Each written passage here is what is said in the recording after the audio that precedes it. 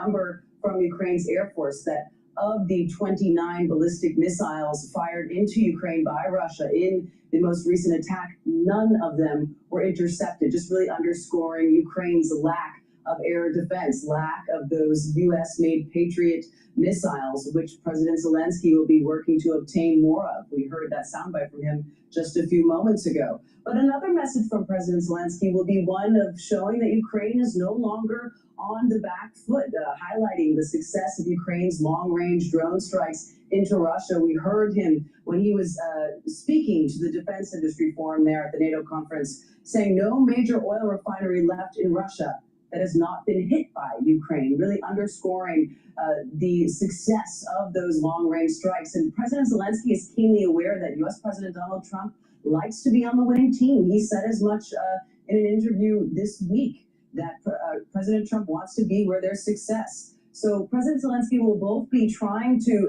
ask for help from his allies and at the same time positioning Ukraine as the winning team. Audrey McAlpine, thank you. From Ukraine to Moscow, and Yulia Shapovalova is there for us now, our Moscow correspondent. How will the Kremlin see all this? You heard the words of President Trump. Do they see this as a moment of opportunity for peace, and maybe a peace that favors Russia, or do they see it as a moment of danger?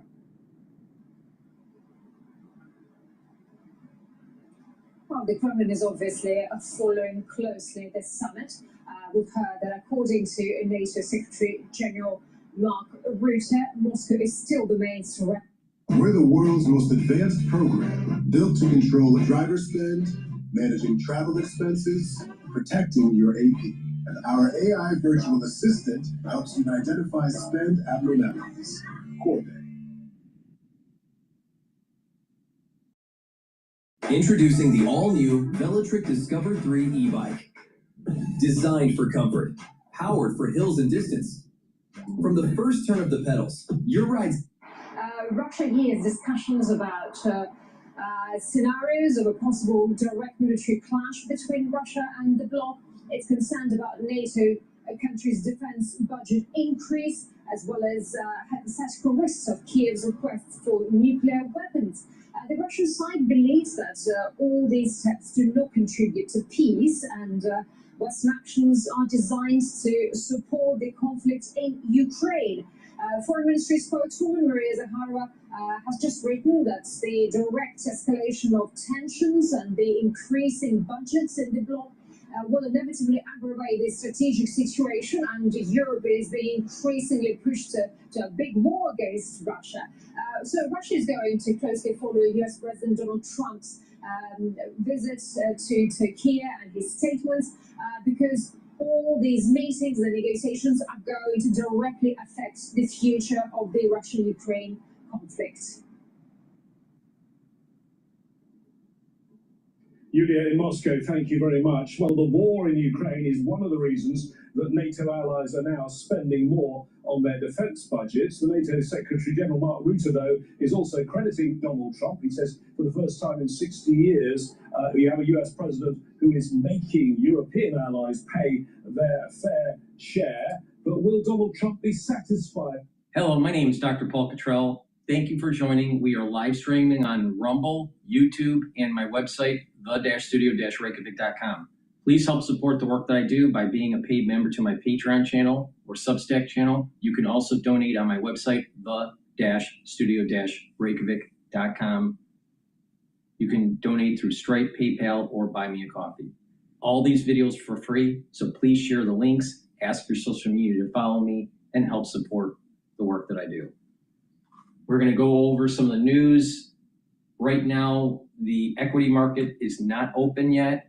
It'll open up in about 9 minutes for New York, but the equity futures for the S&P 500 are down.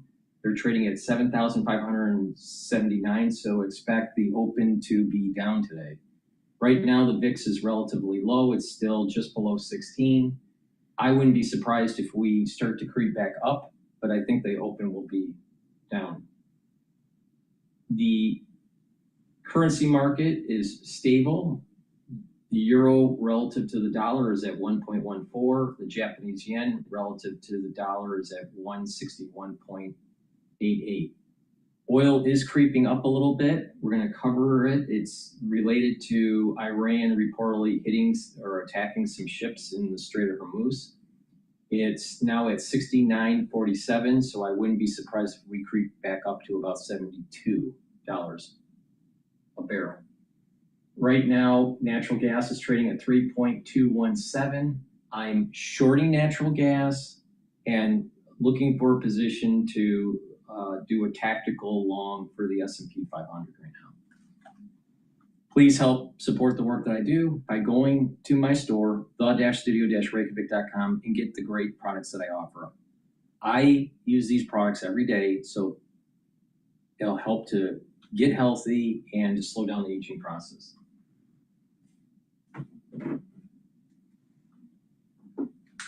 Two supplements that you should take every day: magnesium and zinc. Super important. It boosts up your immune system and helps with brain function. Magnesium is very important to start supplementing for brain function. Vitamin C and magnesium helps with the skin. They'll cross-link with the collagen when you drink filtered water. And also, vitamin C and magnesium will help to boost up the immune system and brain function. I highly recommend that you take them together, magnesium and zinc and the vitamin C and magnesium. Now, if you get the collagen, I recommend you to get the vitamin C and magnesium, drink the filtered water so it cross-links with the collagen to help with your dermal layer and improve your skin. So please go to my store, the-studio-reykjavik.com, use discount 5, you get $5 off any order. All the links are in the description of this video and all my videos. So what we're going to do is listen into the report about Iran reportedly attacking ships in the Strait.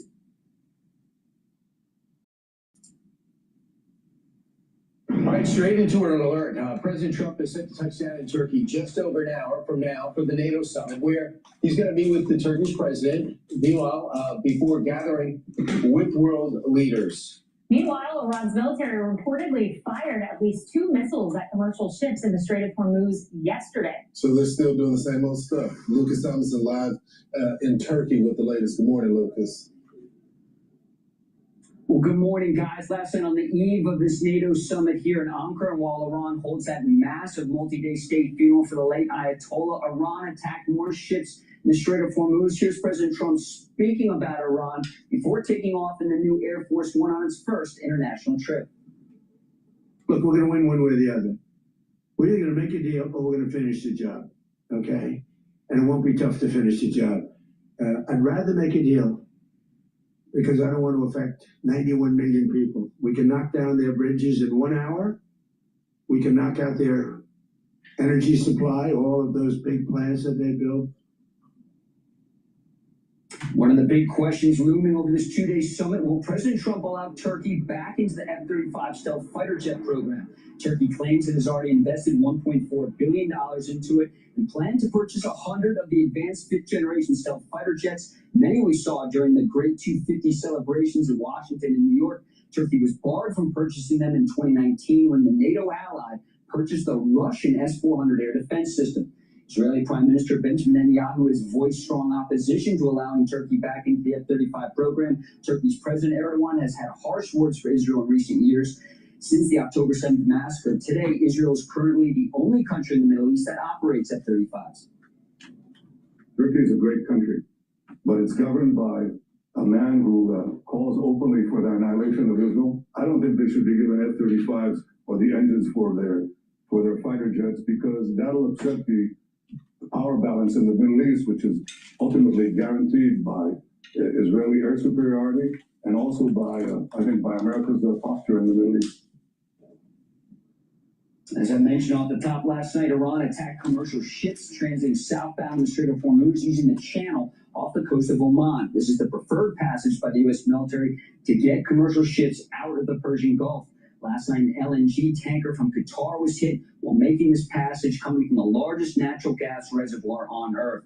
Now, there are many other issues to discuss at this NATO summit, guys. Ukraine, Also, defense spending. President Trump has told Congress he wants to spend $1.5 trillion in defense spending next year. That's about 5% of U.S. economy, GDP. President Trump wants other NATO allies to match that. Some already are in Eastern Europe, at least by a GDP percentage. Many in Western Europe are not spending anywhere close to that, guys. All right, thanks so much, Lucas. Of course, Spain, the worst offender. Canada has promised to spend more. Germany is actually buying more. So there's about a year and a half ago, and they're buying our equipment. Countries like France have decided to go a different direction when it comes to buying equipment. Good luck with that. We have to pick up the production to deliver. So if they're paying, it could be a huge profit engine for us. So I think if the president's talking about accomplishments, this is going to be listed as one of his great accomplishments. Understanding that making NATO understand they have to defend themselves for the first time since the 1950s. Really, since World War II ended, they always said, well, America's got our back. And they were highly critical of us at various times. But now they're going to have to step up. And because we have definitely pulled some of our troops out of there and some of our strength has left NATO. It's intentional. You know, I think, Kayla, you know, the conversation has kind of shifted a little bit. You've seen these meetings between the Europeans where they're starting to have a conversation personally saying, oh, we may have to defend ourselves. Some people think that's a negative. I actually think it's a great thing that they feel like they need to put more money toward their own defense. At the end of the day, American power is going to be the gold standard. They're going to need us regardless.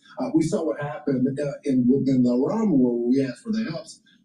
Sure, they could have said that we could have used the bases, but it looks like a lot of the ships and carriers that they had weren't working anyway. So that shows you that they need our support. I'm glad they're starting to invest more into their own defense. No doubt about it. And President Trump, during term one, he had that 2% goal. He wanted every single country to pay 2%. And now that's been moved, thanks to President Trump, a new 5% of GDP commitment, which nearly every country, I believe all 32 except Spain, signed on to. And because of President Trump taking office in 2016 to now, you've seen a $258 billion increase in defense budgets and the amount being spent into NATO over that year period. That is President Trump. So really what the NATO allies should be saying is thank you, President Trump, for not only increasing spending, but also dealing with Iran, at least making an effort when these NATO allies sat back idly. Keep in mind that we have $980 billion, and we're like, well, that's a lot. But in actual terms of our GDP, it's less than 5%. So that's why we got to get up to 1.5 trillion. You know, during Reagan's time, it was at 5%, and that was during peacetime. We were coming into the end of the Cold War. But I think we got to get to 1.5 trillion. I think right now Congress is reluctant to do that. I would love to see an audit. At the same time, because I get the sense we're wasting a lot of money. We have a huge problem with weapons production. That's the real we problem. Still have not addressed it. And I think there's a chance of two things happening. Number one, I think that there might be in a situation where even Russia realizes they need to end this conflict. And the president fully realizes the Russians are losing.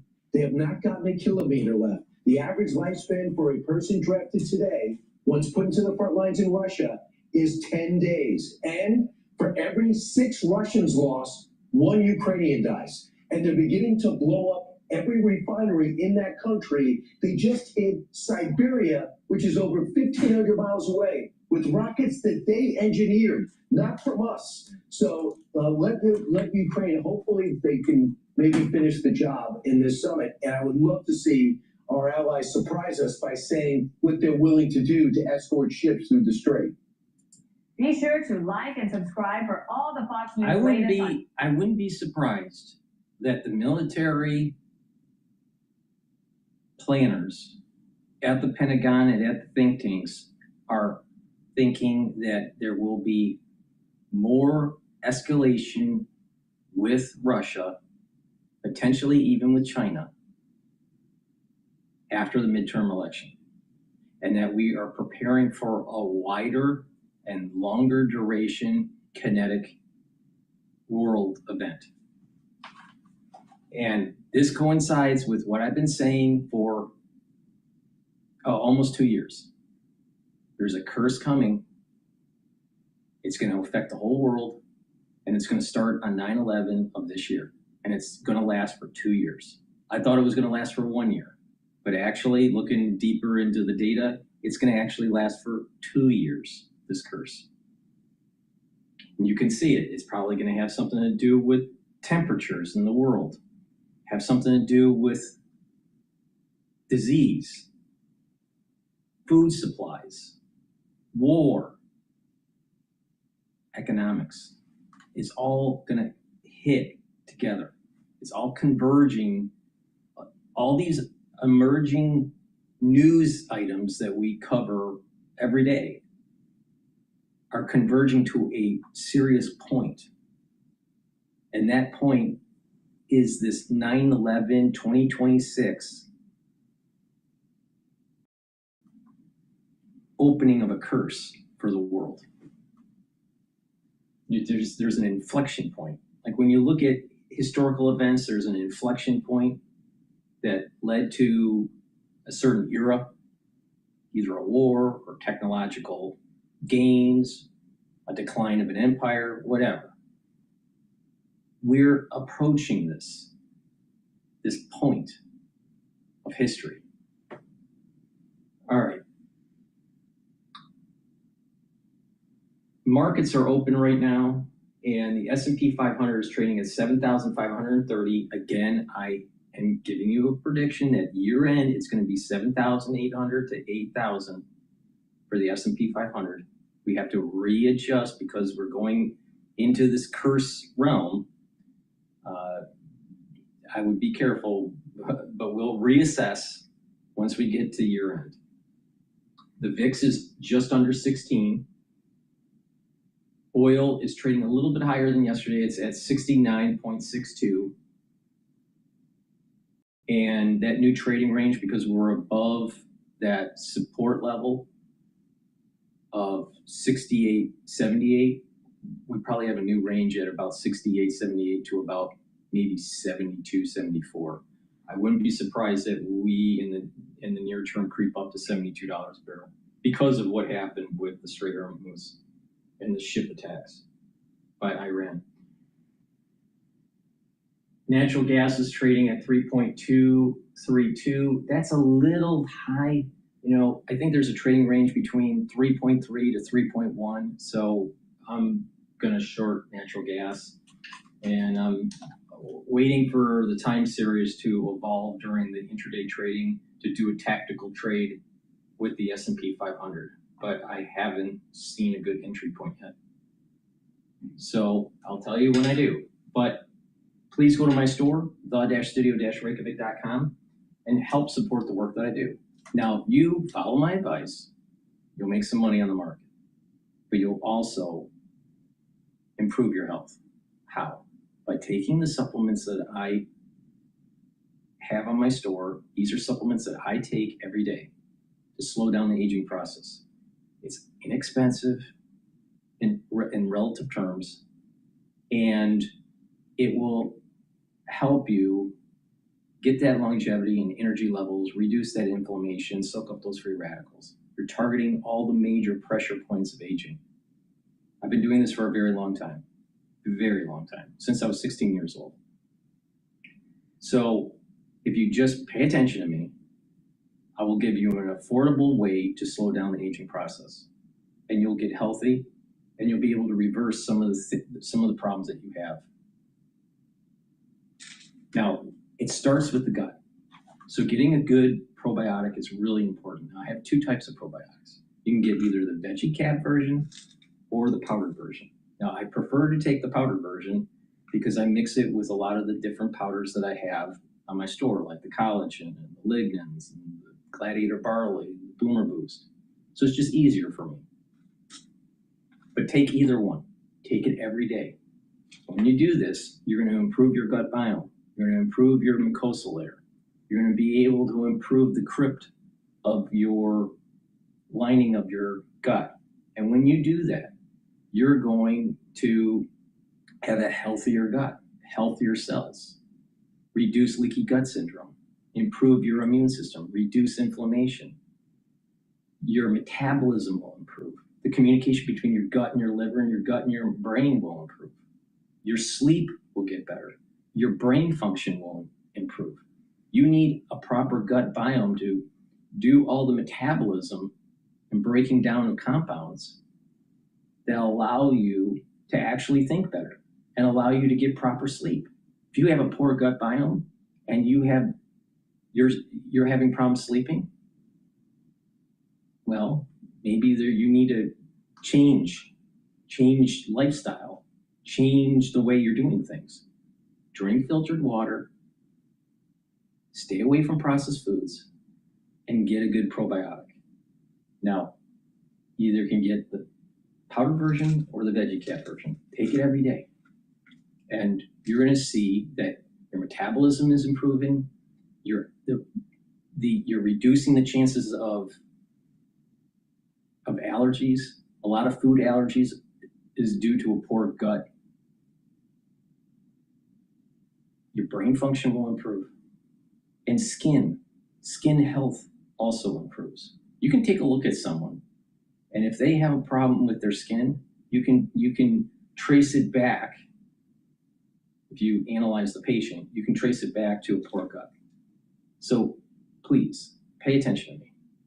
Get the probiotics, improve your skin, improve your brain function, improve your immune system, bring down inflammation, improve your metabolism. Good health starts at the gut. But it's not just taking a probiotic. It's also drinking filtered water and staying away from the processed foods, because what's disturbing the gut biome are the processed foods. So please go to my store and get the probiotics. Make sure you use discount 5. I want you to save some money. You can use that discount as many times as you want. I want to get the supplements in your hands, use them so you get healthy. And when you do this regularly, if you follow my advice and you stack these supplements the way I tell you to, you will see major improvements in your life. All right, let's listen to Jack Keane, General Keane. Watching videos in a water bottle again? The angle's always wrong. It keeps sliding, and one hand is always busy holding it instead of doing what you actually. President Trump is going to be landing momentarily in Turkey for the NATO summit, this 2-day summit, bringing his America First agenda to the world stage. This is video of him last night boarding Air Force One at Joint Base Andrews. He is currently in the air and is going to be landing in Turkey soon.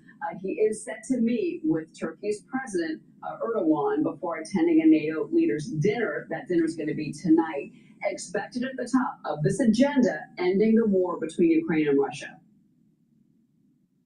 I think we're getting much closer than people realize, and President Putin wants it to end. I will tell you that very strongly. I don't believe so. I think this is going to continue, and if it's going to end, why is NATO needing to spend more for defense if the security threat is neutralized or negotiated? No. There's something bigger coming. Something bigger is coming. It's going to be after the midterms. And President Zelensky actually wants it to end now. And we're going to be going to NATO, and we're going to be talking about it. And I think we're going to get it. I think we're going to get it ended. It's been a terrible situation. NATO General Mark Rutte reportedly planning to unveil a multi-billion-dollar arms package after pressure from the commander-in-chief. Writing in a new op-ed, quote, "The alliance that has leaned too heavily on U.S. muscle is building its own and buying American, too." The president also reportedly is planning billions in arms sales despite pressuring allies to step up. Joining me now, Fox News senior. For the home gamers, I just put a position in to short natural gas. Right now, natural gas is at 3.248. The equity market for the S&P 500 is at 7,524. Strategic analyst at Institute for the Study of War Chairman, General Jack Keane. General, good morning to you, and your insight is so valuable here. Jerry Baker writes in the Wall Street Journal that his concern, and it's changed in the last month, is that Vladimir Putin could be getting ready to possibly attack maybe a Baltic state, possibly Poland. And he said, a month ago, I would have scoffed. Multiple conversations with European leaders and officials tell me otherwise. Your reaction to that? Yeah, well, certainly we've known for some time that seizing Ukraine clearly was his objective, and let's make certain everybody understands now the idea that Putin is ever going to take Ukraine is really out of the question. There was a number of people certainly who thought that Putin, larger country, outmanning, outgunning Ukrainians would eventually win, and that narrative certainly was posited with the American negotiating team as well. But I think we're much more clear-eyed about what has taken place here. That's just not possible. The tide has turned in favor of Ukraine. But given the fact that Putin knows he's got serious troubles inside of Ukraine, there's people who think that he may seize this opportunity to masquerade those problems by taking on Europe and NATO at a time when they believe they're vulnerable and weak. And obviously much of this meeting is about building up European NATO defense capabilities with their defense industry, and also establishing a realistic deterrence against Russia's ambitions and expansions. A major strategic victory for Putin would be to break the transatlantic alliance. If he moved on those countries, he would only do so, Cheryl, because he believes that they will not physically oppose him, that it would actually sever the transatlantic alliance, and that the United States would not participate as well. If he tried to take those countries, realizing that the United States and NATO would oppose him, then that would risk, obviously, his being able to survive in that as a leader of Russia. So strategically, I think that's what Gerald Baker is thinking about. He can speak for himself, certainly. I don't think that's likely to happen. I think Putin clearly does have his hands full dealing with the situation in Ukraine and dealing with the challenge he's having internally in Russia. Ukraine is now taking down, in terms of oil storage capability, 34% of what Russia has. And we've just seen them strike an oil storage facility in Siberia, which is some 1,500 miles away. Quite dramatic what has taken place here. Gas shortages are prevalent in most of the major areas of Russia as a result of Ukraine's successful aggression here. And Russia, in desperation, is trying to kill as many Ukrainian citizens as they can. They're targeting non-combatants to put pressure on Zelensky and also to put pressure on the United States. But there's only been one person who hasn't been wanting to go to a ceasefire here in the last 3 years, and that has been Putin. And I doubt seriously that he's willing to do it now either. Interesting that you to say that.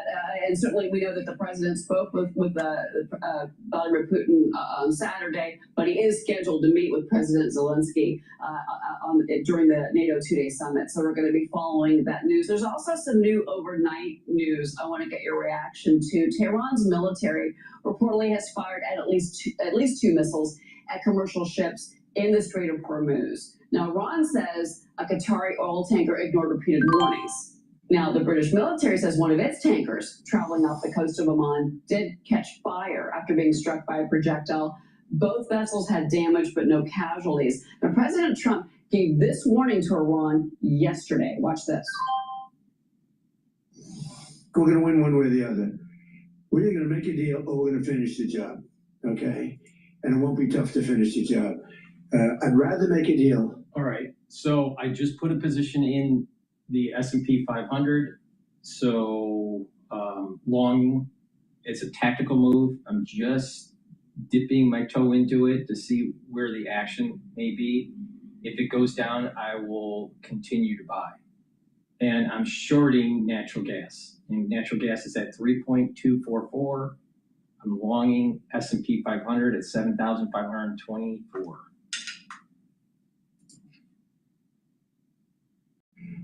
Because I don't want to affect 91 million people.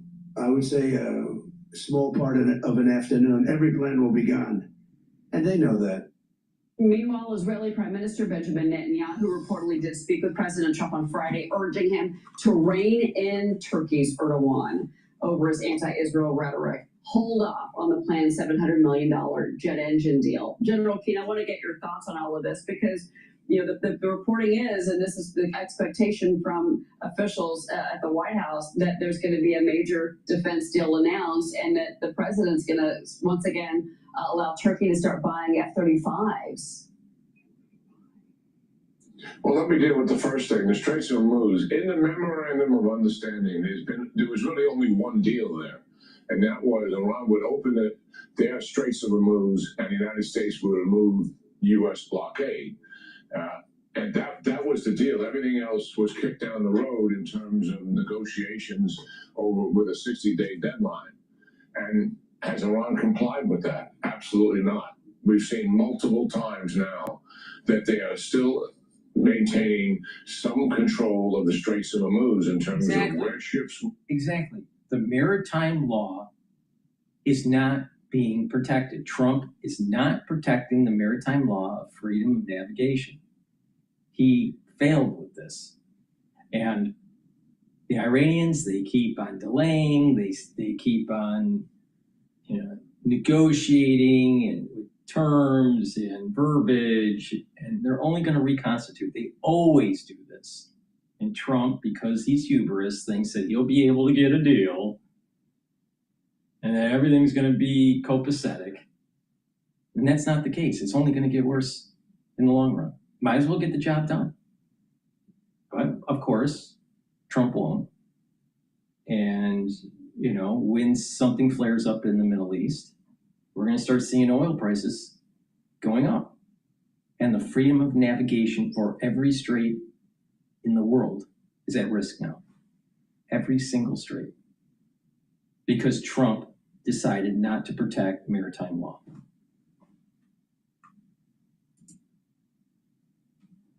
When they will go and ensure and making certain that they're paying for doing that, using insurance, tolls, fees, or whatever. That means Iran's still exercising a level of control over the straits. President Trump has already reacted to that once with military strikes. I suspect he's not going to permit this to happen. This is the first thing that we agreed to, and Iran is reneging on that agreement. We have this problem here with the negotiators saying one thing, but the people in charge doing something quite different. And that is what we're seeing happening here.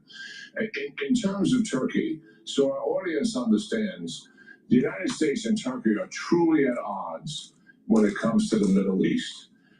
The fact of the matter is that Erdogan is a Muslim Brotherhood. He's pro-Hamas, and he's anti-Israel, calling for the destruction of the state of Israel. He doesn't agree with the Abraham Accords, which is a seminal achievement of the Trump administration.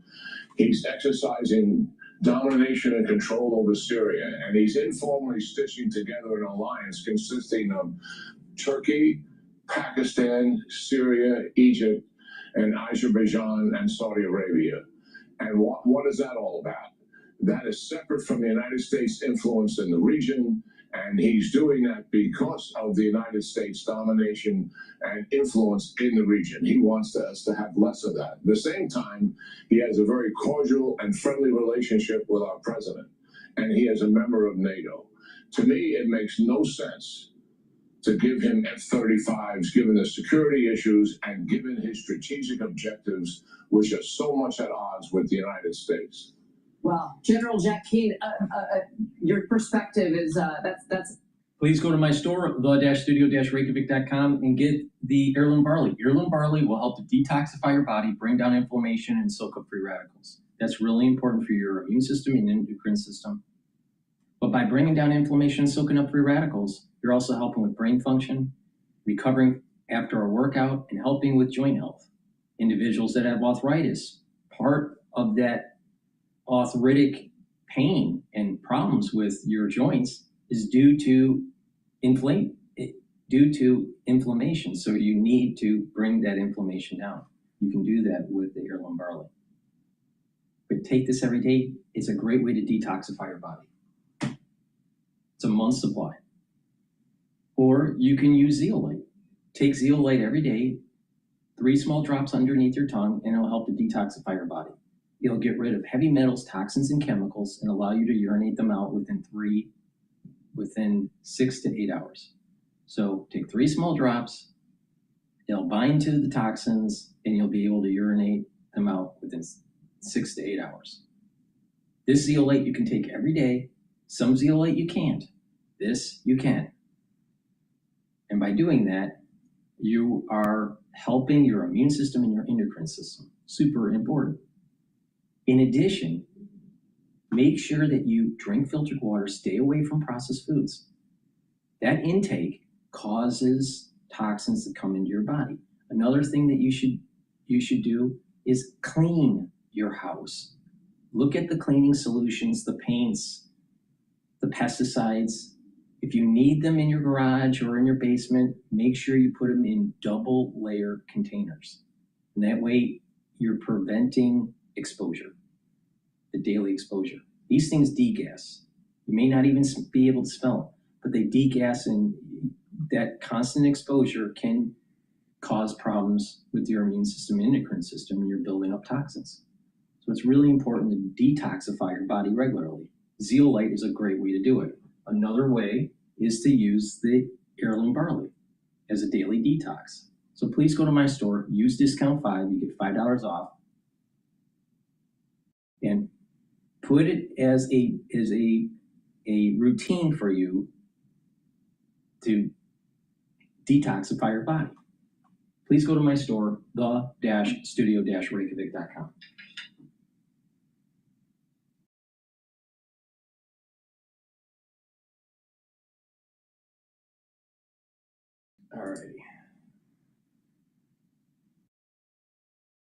All right, this is the real threat GOP rep says America must focus on here next. President Trump arriving in Turkey this morning for the NATO summit, the two-day summit underway in Ankara, where much of the focus is expected to be European defense spending targets, contracts that could benefit the United States defense sector. NATO remains under pressure from Russia's ongoing aggression in Ukraine. I want to bring in Iowa Congressman Zach Nunn. He is also a veteran of the United States Air Force. Congressman, thank you for your service. You have a bill that you say would force a choice for foreign banks that are funding this war or funding Putin. Do business with the West or do business with Russia? Make a choice here. Tell us about the Peace Act. What do you hope comes out of it? Well, Cheryl, this is the perfect buttress to what President Trump has already done with our NATO allies to hold Russia accountable. And look, the Peace Act is based on peace through strength, holding Russia accountable, cutting off their very source of oil and energy, opposing their ghost fleet. And I'm happy to say it's already passed through the House committee here with overwhelming support. The key thing we do not want to see is that Russia continues to be able to profit off of illicit oil sales or do banking here in the West where it makes interest rates returns largely through European banks and holdings here in the United States. The president has already shown that if we do this effectively, we can stop Russia's ability to fund 1 million men coming out of Russia who have been casualties of this war so far, equal numbers here in Ukraine, and make sure that our allies are actually investing in the United States, investing in our defense production here locally, as opposed to continuing to fund energy sources going into Russia that ultimately perpetuate a war of attrition for both the Russians, the Ukrainians, and certainly the entire world. I'm really happy to see this go forward. It's the only bill in Congress right now that's actually made it this far down the road as a combat veteran. I want to see this conflict stopped, and I want to see America come out on top and Russia stopped. What banks are you targeting? Do you have specific names that you can share? Yeah, so I think the two biggest energy producers here are going to be the ones based in Russia, and there are financial institutions across both Europe and the United States who continue to hold funds for the Russians. These are, these are our well-known banks here who have a responsibility to hold these assets and not allow the interest to go back to Russia. Overwhelmingly, though, I think it's important, Cheryl, to know these are European banks who need to be held to the same accountability standards that we've done here in the United States. We've held 6 different House Financial Services Committee hearings on this. Because of the issues that we're seeing with the Strait of Hormuz, oil is starting to creep up above $70 a barrel now. And I was saying this yesterday, that if it broke the resistance level of 68, 78, that there's going to be a new trading range. I would not be surprised if this goes up to $72 a barrel. But right now it's at $70.04 for WTI futures. The natural gas is creeping up a little bit. It's at 3.260. and equities are at 7,512. If it breaks the 7,500 mark, I think that there will be algorithmic traders buying some shares into the S&P 500. The committee, Frank Schill, has his repo act included in that. It would take this money back, nearly $60 billion that could be used directly to help fund Ukraine's defense, but more importantly, purchase U.S.-made manufacturing. But did you name, US. have you named the banks in the bill? That was my question. Did you name the specific banks? No, this is, yeah, Cheryl, this is going to go for every single bank that's out there. The top 10 are the ones that we are most impacted by this. Okay, so it's broad. Okay, so let me ask you something else here about this summit, because, you know, there's an expectation now, and there's reporting in the New York Times about this, that the president is expected in Turkey to say that he's ready to once again sell F-35s to Turkey. He's the one that stopped that earlier because he didn't want the Russians to get a hold of that technology, but that could hit a block in Congress. What do you make of that reporting? Because he would have to possibly get approval from Congress. There might be some legal issues there. Would you support it? The F-35 is an amazing aircraft. Okay. Yeah, I do, and here's why. Turkey has been an ally with the United States for a long time. I flown operations out of Turkey. We've flown combat sorties against both Iraq and Afghanistan in tandem with our security operations for the U.S. interests in Syria with our Turkish allies in the region. We have air bases in Turkey right now. We fly F-35s through Turkey. The best way to deter Russia and candidly Iran is to be able to have a strong sales export to Turkey. I think the president's absolutely right on this. Congress needs to sign off on it. But here's the real threat, Cheryl. As we look at what's going on in Europe and with NATO requiring them to spend at least 5% of their GDP on defense, we've got to start looking at resupplying our supply chain here in the United States to deter China. The sale of F-35s to Turkey continues to build a supply chain of success, one that is in high demand, both in our allies in Singapore, Japan, Taiwan, other countries throughout the Indo-Pacific. We need to make sure that we've got enough aircraft going to them. That's the threat that I see as being top tier. Turkey's certainly an ally on this, and we've worked with them on the F-16s. But the F-35 is a cutting-edge fifth-gen fighter jet. Let's make sure our allies have access to both the equipment, the pipeline for pilot training, and then that we've got a supply chain here that's durable by making sure we have enough orders done. Turkey can be a provider for that. Your military experience certainly lends you to the expertise that you obviously have on this issue. Thank you for answering that, Congressman. I do want to get to some other business in front of you, because there's only 8 legislative days left for the House to pass key pieces of the president's agenda before the August recess. Now, the president has been posting on Truth Social this morning from Air Force One. One of the things he wrote is this: when Congress returns, we must pass Reconciliation 3.0 with $350 billion for defense, plus the Save America Act. I am calling on House and Senate leadership to make this their #1 priority. The House has passed the Save America Act 3 times. As you know, at this point, the Senate remains stalled on passing it. Kansas Senator Roger Marshall actually joined me on Sunday. Here is his suggestion for how to get the bill passed in pieces. Watch this. It is through this reconciliation process. Imagine never brushing your retainer again, just water and the touch of a button. Outdated cleaning methods have dominated our routines for far too long.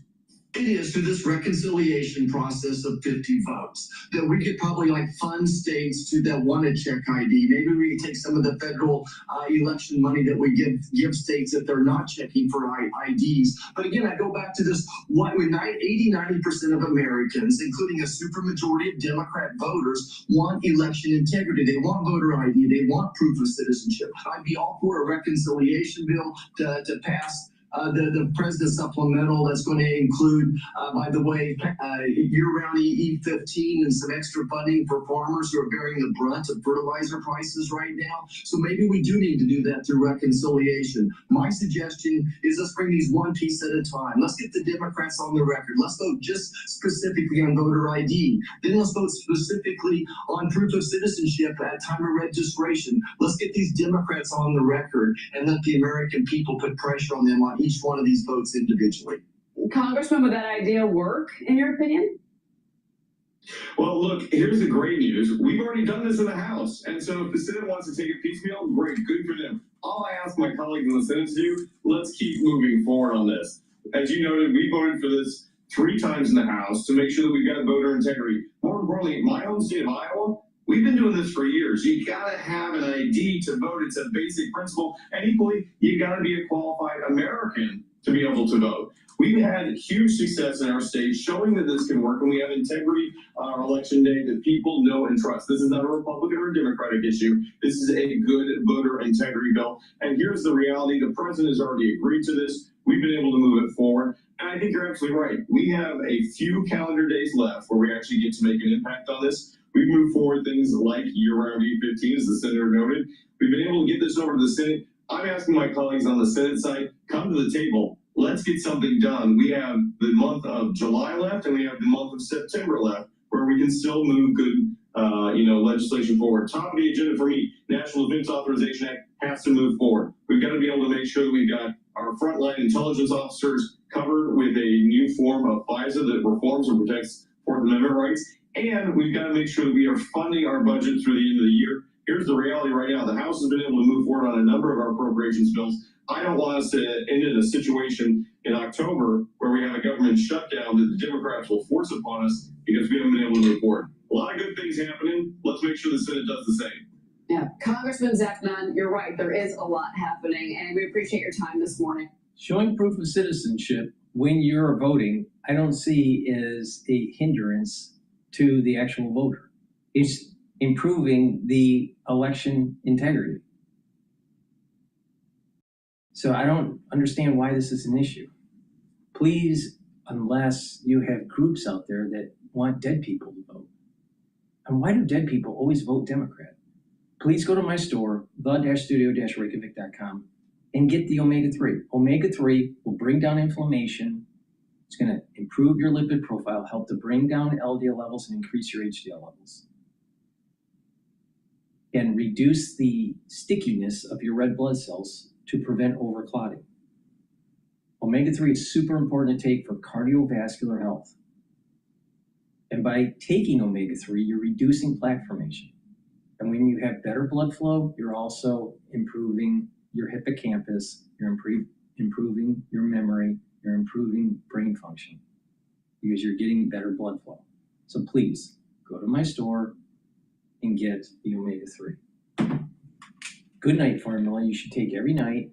It has tryptophan, melatonin, GABA, and passion flower to allow you to get into 3 to 5 cycles of REM sleep and deep sleep. When you get into these cycles of REM sleep and deep sleep, you're consolidating memory, detoxifying your central nervous system, and you're going to be well rested. When you do this regularly, you're slowing down the aging process and improving brain function. If you want to reduce the probability of getting dementia, proper sleep is a great way to do it. But also bringing down inflammation is important too. Clarity factor, a great way to improve your neurons and the neural connections.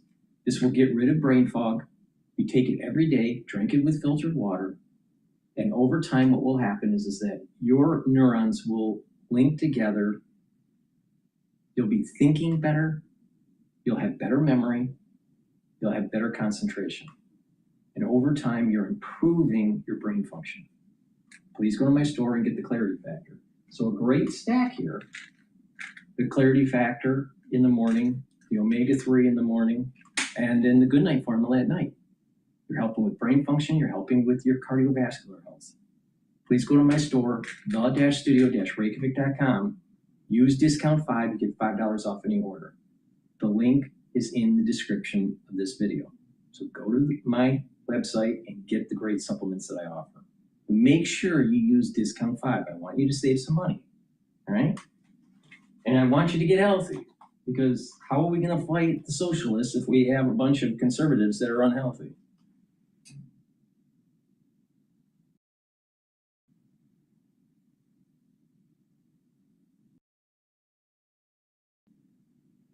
All right, let's listen into Al Jazeera about this NATO summit. Time-tested partner all the way back to the Iraq war, to Afghanistan, and now in Iran. And that is something that you hear them talk about as well, that on the Iran file, they're going to have discussions as well. So it appears that this is a relationship which is strong, which is evolving, and kind of bigger than the rest of the NATO relationship combined. Osama bin Junaid, it's good to have you with us. Thanks for joining us live from Ankara. 6 NATO countries share a border with Russia, and Poland is one of them. Only 2 of the 4 land crossings between the 2 countries are open and with a heightened security since Russia's full-scale invasion of Ukraine began.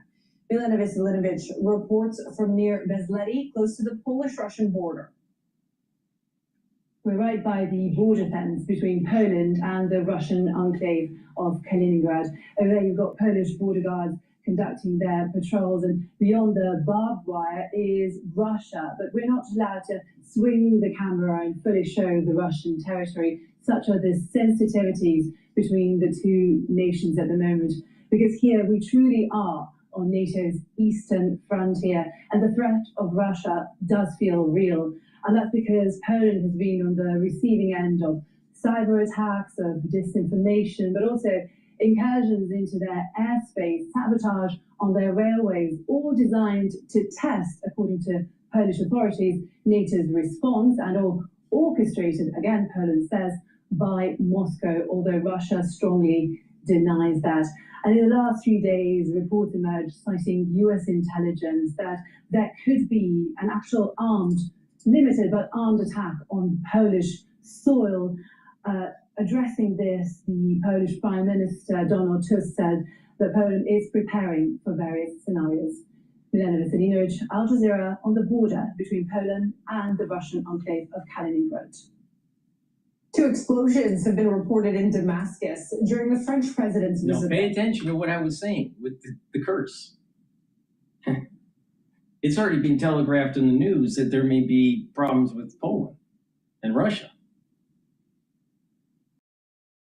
There's an emergence that's taking place as we approach 9/11, 2026. Now, for the ones that don't understand what I'm talking about, Rosh Hashanah coincides with the Sabbath on 9/11 this year. And you can't blow the shofar on Rosh Hashanah when it coincides with the Sabbath. You can't silence Satan or Satan. If you can't silence Satan or Satan, guess what? It's increasing the probability of your sins or the sins of the world not to be absolved. Historically, when Rosh Hashanah coincides with the Sabbath, especially when it happens 2 consecutive years, bad things happen. Well, it's going to start this year and next year. Rosh Hashanah coincides with the Sabbath. Something bad's coming.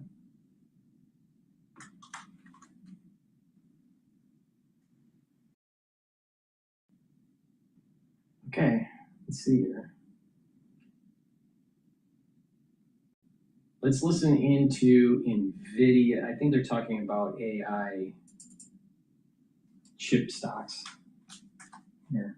Much of what you're doing as you journey through life is to continually expand your personality. Is there something small that you can do on a daily basis? They buy big on dips. I want to bring in now Steve Sosnick, Interactive Brokers Chief Strategist. And Steve, listen, I know it's great for your business, but you also are concerned about retail investors who may not understand some of the warning signs that they should be looking at with respect to going all in on every dip. Well, thank you, Charles, for bringing it up that way, because my feeling is, you can't fight a trend. You can't fight the tape. That's an old expression that holds a lot of water.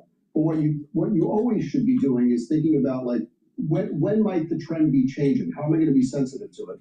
And so buying the dip has worked essentially almost foolproof manner for the better part of, call it 10 plus years, probably since the global financial crisis. I think you go back to March of 2009. We've had some, but essentially if you bought the dip since then, you've done extraordinarily well. Tended to do very well, but the problem is that can lead to complacency. Not every dip is a buying opportunity every single time. And I think just you could do it, but you better be aware of times where the situation might be changing, because it's very easy to go from constructive dip buying to being a bag holder? Is there one key thing? I know there's several things probably in your dashboard that you're paying attention to, but is there one thing you can impart to our viewers?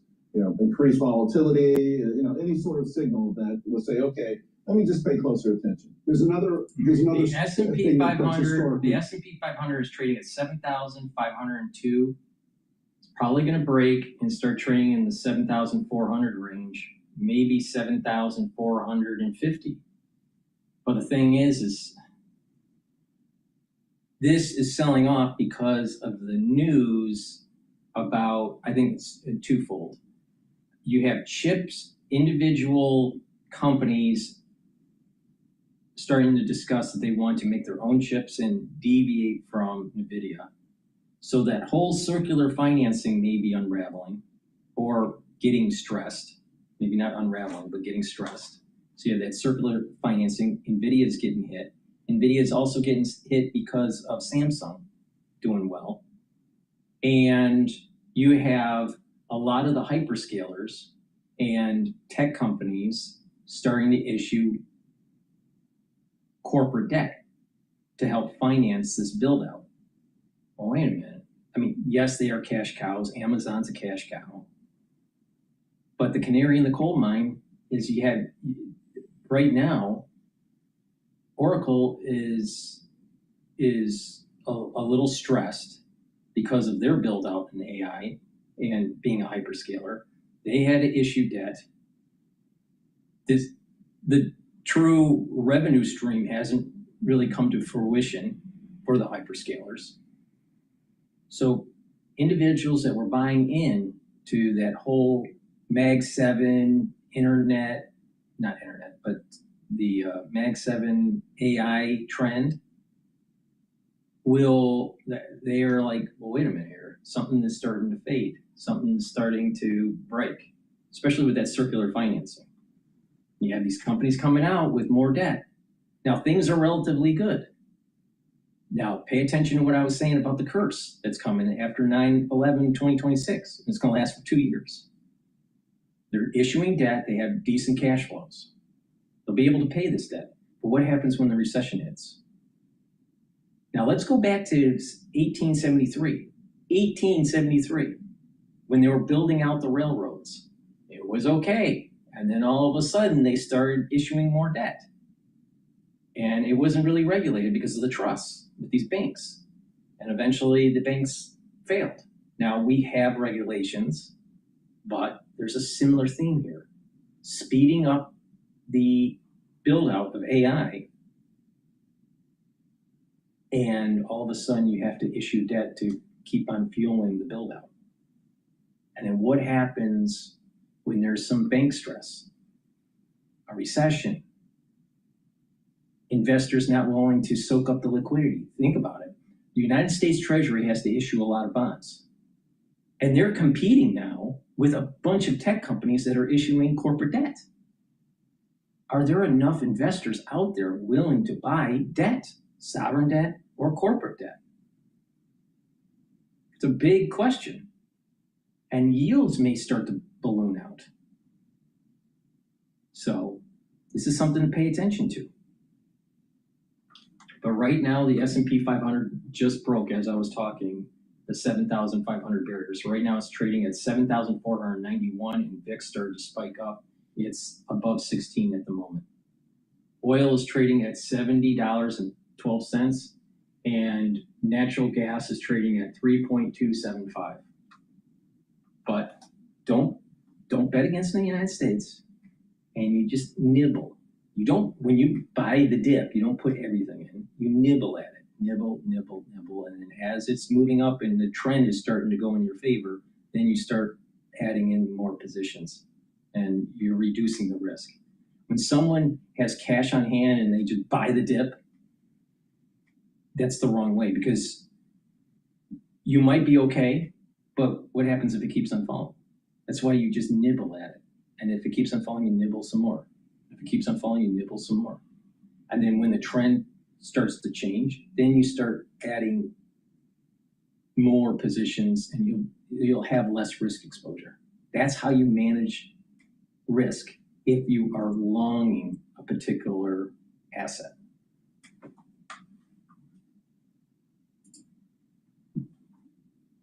Typically true is that volatility tends to increase at turning points. And so when you start to see a trend peter out and volatility increase, that's not necessarily a red flag, but it's often a yellow flag, particularly when it's accompanied by some breakdowns in the underlying trends, especially when you have a momentum-driven market where people are investing on those trends. Right, good stuff there. I want to talk about the chips.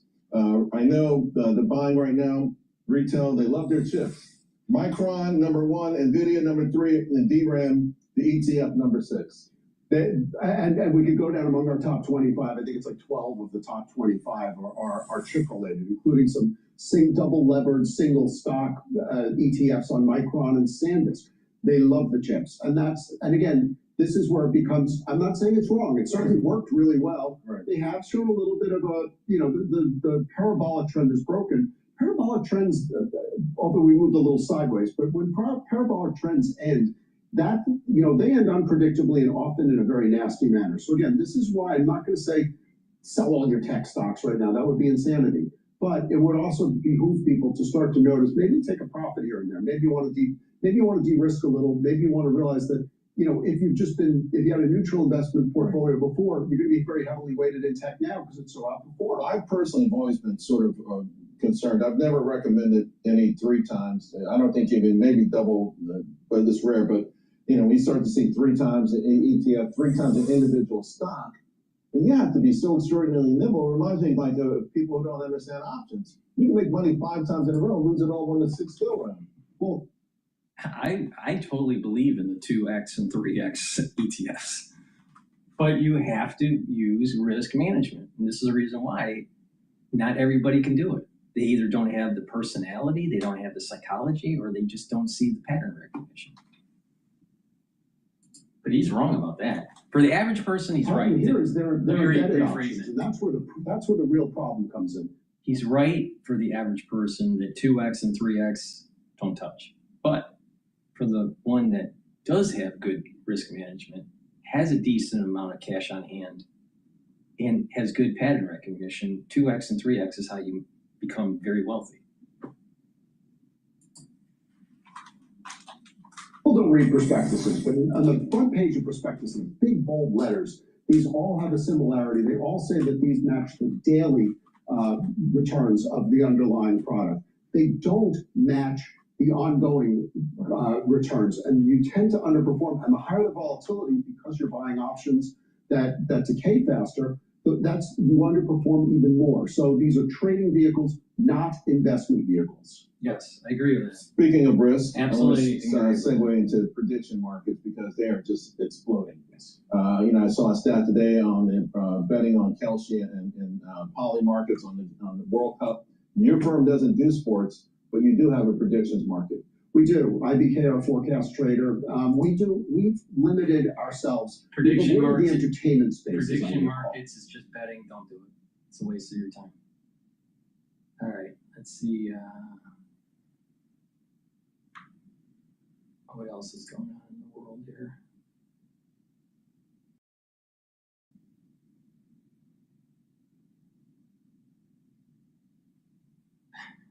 Okay.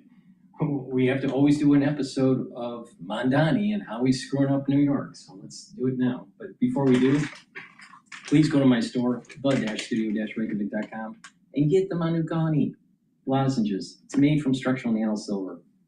Or the Orange Splash, which is fortified with vitamin C. Both have structural nano silver.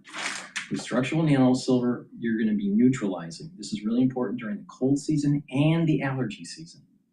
And it's going to protect your oral pharynx, so you mitigate any further problem.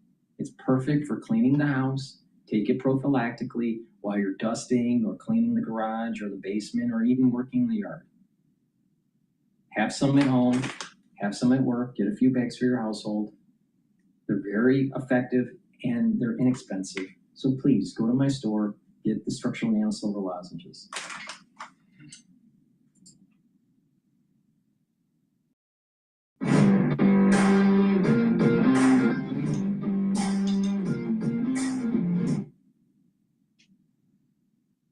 Stop calling me. You sound like calling you to let you know that we're gonna pay off every loan you have. Like, it's literally easy. All right, New York's plan for city-run grocery stores facing a new round of pushback as bodega owners report aides to Mayor Zohar Mamdani started asking about their top-selling items, which products make them the most money. Now, some store owners are wondering if City Hall's figuring out how to compete with them. Don Katzimatidis is with us now, the Red Apple Group CEO and president of Prestige and D'Agostino's Foods. Welcome to you.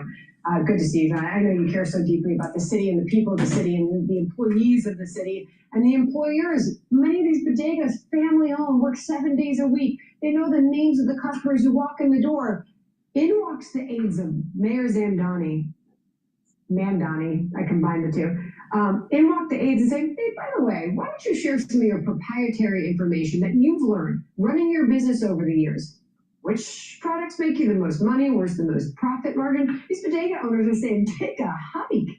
What's going on here? The answers are very, very easy. And since a lot of the people that the mayor has on his staff do not know the retail business, do not know, I will suggest it. The fact is, I've offered my services to it. They're not going to open some of the stores at 28, 29, 30, 31, 32. You know, if you gave me the assignment, I'll open them all up in 6 months. Let's go away from that. You know, but it's a 6 month deal. It's not a 2 year, 3 year deal. And the fact is, if they want to lower the prices of eggs, tell everybody, okay, show us your purchases. You bought 10,000 cases of or 10,000 dozen of eggs. We'll give you a credit against your real estate taxes of $1 a dozen. With the promise you will lower the prices. I mean, it's very simple. Let all the bodegas, let all the supermarkets participate. Lower the price of eggs. Give a credit against their real estate taxes. The other problem we have in New York City, half the retail stores in New York City are closing.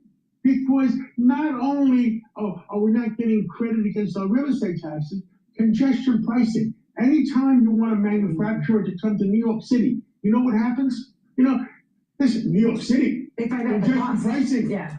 I'm going to charge you 15-20% more for your product.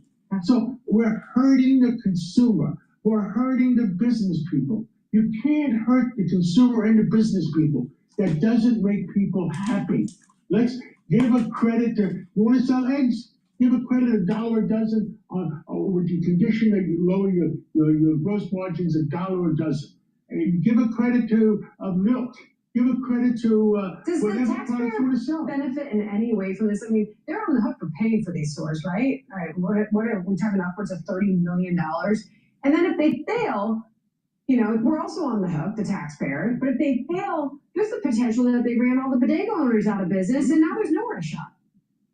There's nowhere to shop. You're absolutely right, and they can't replace them. You put the people out of the bodega owners out of business, then there's no place to shop, and they can't replace the places that they operate. But so there's a common sense decision. There's a common sense solution. All they have to do is get some people around them that know the business. Oh, I almost forgot to call for some of this stuff because this is just too good to be true. So the deputy mayor from the Economic Justice Office for the city is defending this, saying we met with bodega owners so that they can help us plan and ensure that we take into account their challenges and their role as part of the food ecosystem. Okay, I'll spare you the rest. Then there's this. Here's the grocery stores, the way owners. Socialism works and how they get their fangs into your business is that they always want to do a survey or do an assessment. And then once they figure out how your business works, then they figure out a way to tax it or hurt it or take it away from you. Socialism will never work. And this is the reason why I keep on saying, you got to get healthy, you got to get smart, because we're going through tough times and it's a battle between conservative culture and ultra-liberal culture. It's a battle between the Enlightenment versus postmodernism.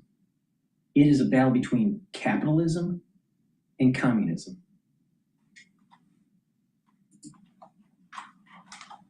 The New York Post about this is a roundtable discussion. They wanted us to share proprietary information with them, but they don't answer our questions. It seems like a clumsy, one-sided fishing expedition. I would be put off if my local government asked me questions about my profits and margins. It's none of their business. Here. I'll finish off with this. This is key food owner Ruben Luna on his concerns over these government-run stores. Listen. We're going to be suffering. We're going to disappear. We're going to lay off a lot of people. Where those people are going to get jobs? So they're going to affect not only the supermarket, but those little vendors in the streets. There's already too many stores in the neighborhoods. And how can you compete against the government or the mayor? There's no way we can do it. So we're going to be in trouble. Puts them in a tough position. Last thought, John? Last thought, why reduce the prices of eggs or bread or milk in 5 locations in the city? Reduce them in all locations by giving an equal amount of credit for reducing the prices. Have you pitched this idea to the mayor? I've offered my services and I still offer my It seems like it's simple. Common sense, John. It's common sense. Imagine that. Thank you so much. Always good to have you. Thank you very much. Jillian? All right. Be sure to like. Please go to my store, the-studio-reykjavik.com. Get the Boomer Boost. This has 68 nutrients. This has all the vitamins and minerals and supplements that you need to slow down the aging process, improve your endocrine system, immune system, help with your cardiovascular system, help with brain function, help to control your A1C levels, get a steady burn of energy. There's no spiking. Your musculature will improve. Boomer Boost is a great supplement. And like I said, this is your multivitamin, but you get a lot more than just in a normal multivitamin. So I've been tweaking the protocol to lower costs for you guys. So please get the Boomer Boost and stack it. Stack it with the C60, the Max 35, the lignans, the turmeric, the ashwagandha root, and the probiotics. That's a very powerful stack that's synergistic, that's going to help to slow down the aging process. Now, you can mix and match a lot of different ways. Another great stack is the Boomer Boost with the heirloom barley or the gladiator barley, or the Boomer Boost with the resveratrol. But it's really important that you get the Boomer Boost. It's a cornerstone of helping to slow down that aging process and having all your different organ systems working properly. So just go to my store and take a look at the label. It's very comprehensive, extremely comprehensive. And you stack it with some of the other supplements I have, and you really are supercharging this anti-aging protocol. So you have more longevity and you're improving your body. But it's not just taking a supplement. It's about proper diet, proper exercise, drink filtered water, some spirituality or mindfulness, learning new things, talking to people, getting your body into parasympathetic mode. These are all very important to help to slow down the aging process and just have a better life. So it's about proper supplementation and proper lifestyle changes. So please go to my store and get the Boomer Boost. Now let's talk about that powerful stack. Ashwagandha root helps to control the cortisol levels and your blood glucose levels. Lignans helps to boost up your immune system and endocrine system, soaks up free radicals and brings down inflammation. Turmeric soaks up free radicals and brings down inflammation. Now, when you're bringing down inflammation, you're helping your cardiovascular system, your joints, and also brain function. But when you stack this together, it's a very powerful stack that's synergistic. You can take them separately, and they do wonders, but the magic is stacking it. So what's going to happen is your immune system and your endocrine system is going to get better. Brain function is going to improve. Cardiovascular health will improve. You're reducing plaque formation. You're going to be able to control your blood glucose levels. You're going to recover faster after a workout. And with less inflammation and soaking up those free radicals, you're not aging as fast. It's a very simple concept. Boost up energy levels, bring down inflammation, soak up free radicals. It's a very simple concept. So take this supplement stack here, the ashwagandha root, lignans, and the turmeric. Now you can take them individually or just take the stack, but I highly highly recommend to stack it with the Boomer Boost. Because what are you doing? You get all the minerals and vitamins and other supplements in the Boomer Boost, and you're adding to it, you're stacking it to help slow down the aging process. See, there is this very fundamental concept that a lot of people don't understand. Why they don't understand, I don't know.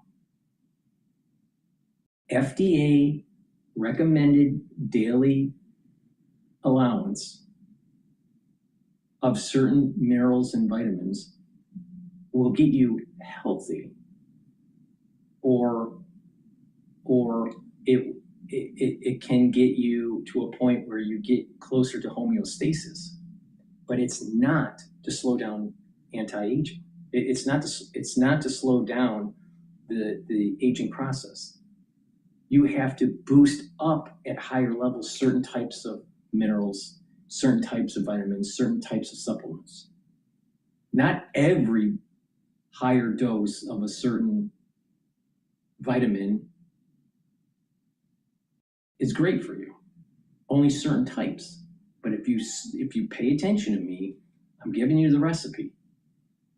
All right. So if you just focus on balanced diet, eating greens and having some protein, and have a balanced carbohydrate diet, that will help you to get healthy, but that won't help to slow down the aging process.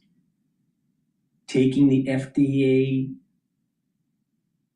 amount of a particular vitamin or vitamins may help you to be healthy, not to be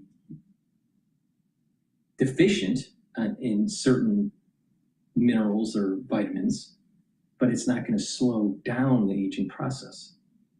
See the key here? It's about higher doses of certain things working together to boost up the immune system and the endocrine system, and you're somewhat reprogramming, but you're helping to reduce the methylation of your genes. When you age, you're methylating genes, and as you get closer to an older age, you're methylating faster. This is the reason why that at a certain point you look at someone, they're aging quicker. You notice that? Well, they're methylating more. They have more free radicals. They have less energy. They have more inflammation. Well, bring down that inflammation by taking higher doses of certain types of supplements. Soak up those free radicals that are very potent and improve that mitochondria so you have better cellular metabolism and higher ATP levels. And when you do this, you're slowing down that methylation process. Just following the FDA recommended amount for a particular supplement isn't going to do that for you. It's not designed to be anti-aging. What I have developed over time, and what I'm telling you to take, is piercing through the major vectors of aging, and you are now building your body slowly to a point where you're slowing down that aging process. It works. I've been doing this for a very long time, since I was 16 years old. Now, over time, the supplements have improved. My understanding of the human body has improved. The idea of stacking, the research that comes out on sports medicine and geriatric medicine and aging medicine has improved over the last 10 years. A lot of people don't realize you can learn a lot from sports medicine just to slow down the aging process. You don't have to apply it to be in the Tour de France. You don't have to apply it to be a professional soccer player or a triathlete. You can use principles to actually slow down the aging process from sports medicine.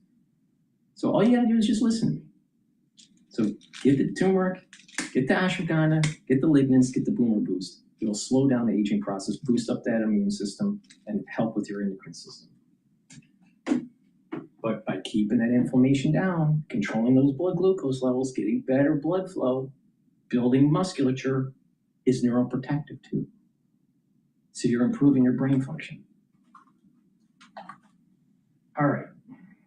I have a hard time believing that just following the FDA recommended numbers, it's going to improve brain function. I doubt it.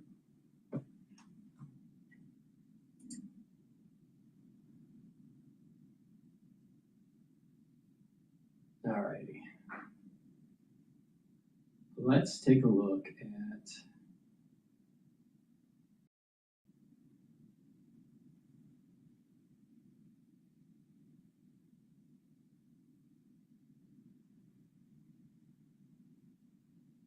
let's listen to Times News. No, that was 3 days ago. That was 3 days ago. I don't want 3 days ago news. The S&P 500 is trading at 7,489 at the moment.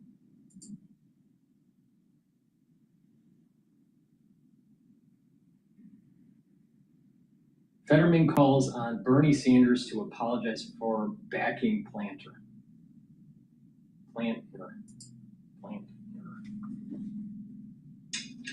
The IRS is not going to tell you this, and most CPAs actually won't tell you this either. Once your income reaches over $400,000 a year, it is likely that you're going to be overpaying taxes. Here's actually what's happening. Most tax professionals file tax.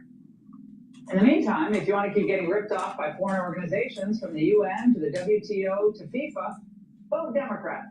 And that's the angle. Here with reaction is Pennsylvania Senator and Democrat John Fetterman.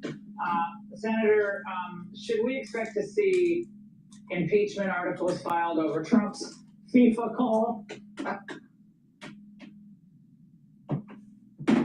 Oh, yeah. Yeah, I mean, no, I mean, why are we talking about P. Hustle? Yeah, Plattner. Yeah.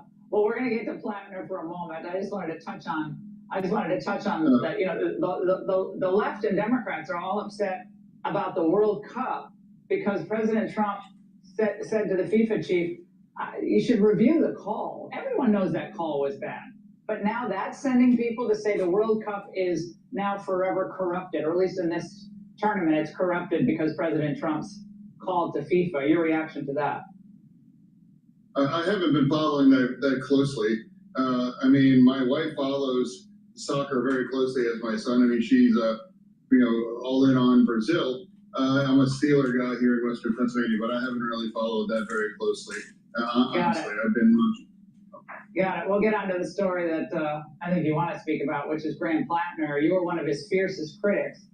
And of course, now Schumer and other Democrats are saying he needs to drop out before the July 13th deadline, which is coming up in just a few days, for him to be able to actually drop out of the race. Your reaction tonight? Well, what I'm saying, really, all of my thoughts are with the poor woman that he attacked. So for me, I mean, how courageous it was for her to go, and I mean, what he did is he effectively broke in her home he went in her home without her consent. Then she came upstairs and assaulted her, and now she also described that created a dangerous situation for a possible pregnancy because of those circumstances. So what he's done. So really, it was very brave for her to come at this. I'm so sorry for what she's been through at this rate. Absolutely. But your party was willing, your party leaders, not you, was willing to look past all these other allegations against him, from the other woman who said he grabbed her, to the tattoo, the Nazi tattoo, to all the other Reddit posts that had been dug up. So they were willing to overlook all of that because he was their star. Yeah, I mean, I refuse to overlook that. But honestly, I would really call Bernie Sanders to apologize for pushing this kind of predator more than anyone he helped him elect, and now apologize to the victims, especially the woman that she claimed that he raped her. So I don't know why you want to keep pushing these kinds of people. Maybe he should consider set a few out and stop pushing these kind of communists and people. And now people, like P. Hustle, now he has been credibly accused of rape, and that's fairly recent too. That was only less than 5 years ago. Well, he said that allegations are untrue, but that he's basically reviewing his options. He's obviously going to drop out, correct? Well, he was already a dead man walking politically. So regardless, now when the entire Democratic Party in Maine has called him to leave, and now also, as far as I know, whether it's Schumer, Gillibrand, and other leadership in the DS and other people have all called him, had to go. He's a dead man walking. I don't know why he's trying to pretend that he's not done too. Even those Pod Save America people that pushed that dirtbag, you know, and they dismissed those things in the New York Times article. Maybe they ought to apologize to the women that clearly they didn't believe or they dismissed that. I know Democrats that have, you know, back to back endorsed and got all in on Swalwell and were on the Plattner train as well too. So maybe stop, you know, getting on bed with absolute dirtbags, someone like Plattner. Well, the woman who's claiming she was raped gave an extensive interview tonight with Jake Tapper. This is part of what she said. Why come forward? A few reasons. One of the biggest ones is that I think that there are a lot of men in this world relying on the silence of women and to be where they are. And I don't want to contribute to that. I also want to just get my life back. Yeah, but why didn't she say this in 2021? Now, I'm sure it happened, but she should have said something in 2021.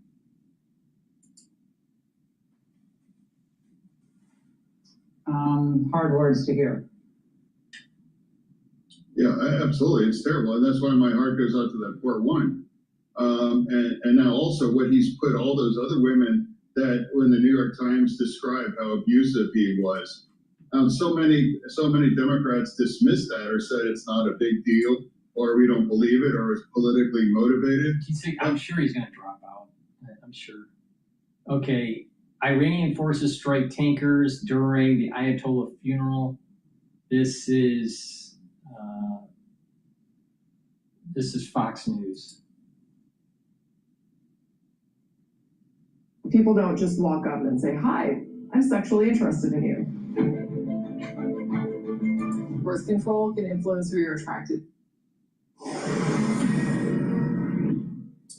So right now, a live look as President Trump arrives in Turkey for the high-stakes NATO summit in that 747A, that new Air Force One right there. He's taking a look at. You know why? The new plane. We got to make sure the stairs fit. You know, it's a little bit higher. It's a lot bigger. Right. It's a lot bigger plane. So he's like, wait a second. We got to make sure that gap is okay. And it's fast because they're early. And at any moment, we'll see him. He'll descend the staircase. The Turkish President Erdogan is expected to meet him there at the bottom. There will be an arrival ceremony, followed by an honor guard review, and a bilateral meeting. We will have all those images live for you here on Fox and Friends. Yeah, it looks like, bro, they've already rolled out the red carpet for the president, just waiting for him in anticipation that he was going to arrive early.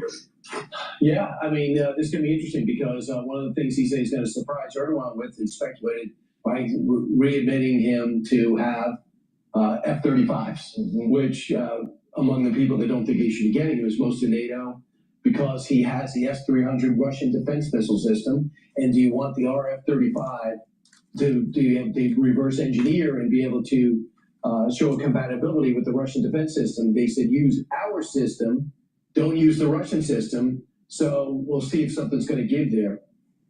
Because among the people that don't want him to do that is Prime Minister Netanyahu, who mentioned that yesterday.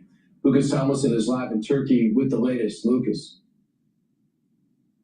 Well, good morning, guys. Just a few minutes ago, President Trump and the American delegation arrived here in Ankara for a 2-day NATO summit. For the ones that have been paying attention to the dashboard, the S&P 500 is trading at 7,486. It didn't look like there were algorithmic traders coming in. So this sell-off because of AI in the chip market and potentially even the bond issuance that had been telegraphed by some of these tech companies has weighted down the S&P 500 for today. So today probably will continue on with not a deep sell-off. We're talking, VIX is only at 16, but it's just going to trend down today. Most likely tomorrow it will go up, I suspect, or we may get individuals coming in at about 2 o'clock. But sometimes institutional investors will make sure their trades come in, are placed at 2 o'clock. So pay attention to the 2 o'clock action. First trip abroad aboard the new Air Force One, a gift from the Qatari royal family. You saw that big American flag popping out of the hatch to the top part of the aircraft. This plane is bigger than the previous Air Force One, about 12 to 15 feet longer, in fact, and didn't have to refuel. Flew all the way from Andrews here to Ankara. You mentioned some of the issues looming over this 2-day summit. President Trump expected to allow Turkey back into the F-35 stealth fighter jet program. It is not without controversy. As you mentioned, Brian, Israeli Prime Minister Benjamin Netanyahu, currently the only country, Israel, that operates the F-35 in the Middle East, does not want to see Erdogan receive these jets. Also, Congress and the White House barred Turkey from being in the F-35 program back in 2019 because Erdogan and Turkey had acquired the modern S-400 Russian air defense system. So perhaps Erdogan will have to give that up to receive the F-35. So we'll just have to see after President Trump meets with Erdogan and holds a press conference tomorrow. Other issues looming over the summit, the future of U.S. forces in Europe, Ukraine, also Iran. Last night, while Iran laid to rest, has this massive 7-day state funeral for the late Ayatollah killed by U.S. and Israeli forces on the first day of the war. Iranian forces attacked 2 commercial ships transiting the Strait of Hormuz. One of them was an LNG tanker coming from Qatar, where the largest region of natural gas. It was using the southern Omani route. And of course, the Iranians have been telling ships to use the northern Iranian route and perhaps instituting its tolls after the 60-day MOU expires. But right now, we're awaiting President Trump to disembark from the new Air Force One. You see the Turkish honor guard there in formation at parade rest. It's a large American delegation here arriving with President Trump, Secretary of State Marco Rubio, Secretary of War Pete Hegseth, Treasury Secretary Scott Bessent. It's going to be 2 days of meetings. There's going to be a dinner tonight hosted by Turkish President Recep Erdogan with the NATO leaders. And tomorrow, again, there'll be a press conference with President Trump alongside everyone. And it's worth noting, the president has a real affinity with President Erdogan. They have a great personal relationship. There are some questions of whether the president would even be at this NATO summit. Obviously, he's had some harsh words for NATO. And the president said he's here solely out of personal respect for the Turkish president. And the Turkish leader, Erdogan, specifically requested that President Trump be here and engage. And he's doing that at his behest. Yeah, and I think the other person that the president has respect for as well, Lucas, is Mark Rutte, the head of NATO. And I think he understands the president. He understands his thinking. Skip over to Bloomberg here. People to live. The housing costs in San Francisco, which had been soft after COVID, now is crazy. Where do you put all the workers? So I don't know. All right, very good. Appreciate it. Laura Rappaport gives an update on all things commercial real estate. Laura Rappaport, she's the founder and CEO of Northbridge, which is a Carlyle Group company. She tells me it's a good thing. We like the folks at Carlyle. We know that. Because the folks, Mr. Owns the Orioles as well. Oh, okay. So you can get good seats. And she's a good guy, by the way. You can hang with me then. Looking at the markets here, S&P down 49 points, the Dow off 117, and the NASDAQ off 390. Okay, we're going to switch to Sky News Australia. Australia faces longest economic slump in more than 3 decades. Before we do that, please go to my store, the-studio-reykjavik.com, and get the digestive enzyme complex. This will help to reduce the load on your pancreas so you can digest your proteins, carbohydrates, and lipids. It'll help with your digestion, help you to absorb those nutrients, and keep that pancreas healthy. Please go to my store and get the digestive enzyme complex. China test fired from a submarine yesterday, flew over multiple Pacific nations, and appears to have hit waters close to Tuvalu. Now, the missile was fired just after Anthony Albanese signed the Oceans of Peace Agreement with Fiji. China had called the launch routine, but Richard Marles and Penny Wong have branded the move as destabilizing. Joining me now to discuss this and more is News Corp senior writer Patrick Harvardian and Institute of Public Affairs research fellow Colleen Harkin. Patrick, I'll start with you here. I kind of thought that Albanese had stabilized the relationship with China. At least that's what he told me. This seems a bit destabilizing, frankly. Look, Australia's place in this was described by somebody as roadkill, in the sense that there are much bigger issues here than Australia's regional security and what's happening in Fiji with Albanese over the past couple of days. I think the key word here is intercontinental, and that's what this missile represents. It means China could actually hit the US mainland if it came to it. And I think Australia's place in it is our security is critical. If China's going to set up military outposts on our doorstep, then that's a massive deal. But we're not the main story here. This is all about the US versus China. Absolutely. But, Colleen, this is a disturbing thing to have happen just coincidentally when this pact has just been signed. Mike Pizzullo, the former intelligence chief, he has said that, well, we need to be sure that this wasn't just a coincidence here. Such a test takes time to set up. There have to be ships downrange, track it for telemetry, and so on. Do you think that this could have been a deliberate signal timed with intelligence China may have obtained about this deal being signed to also send a signal to the South Pacific and Australia about the growing security pacts that have been signed here in the Pacific?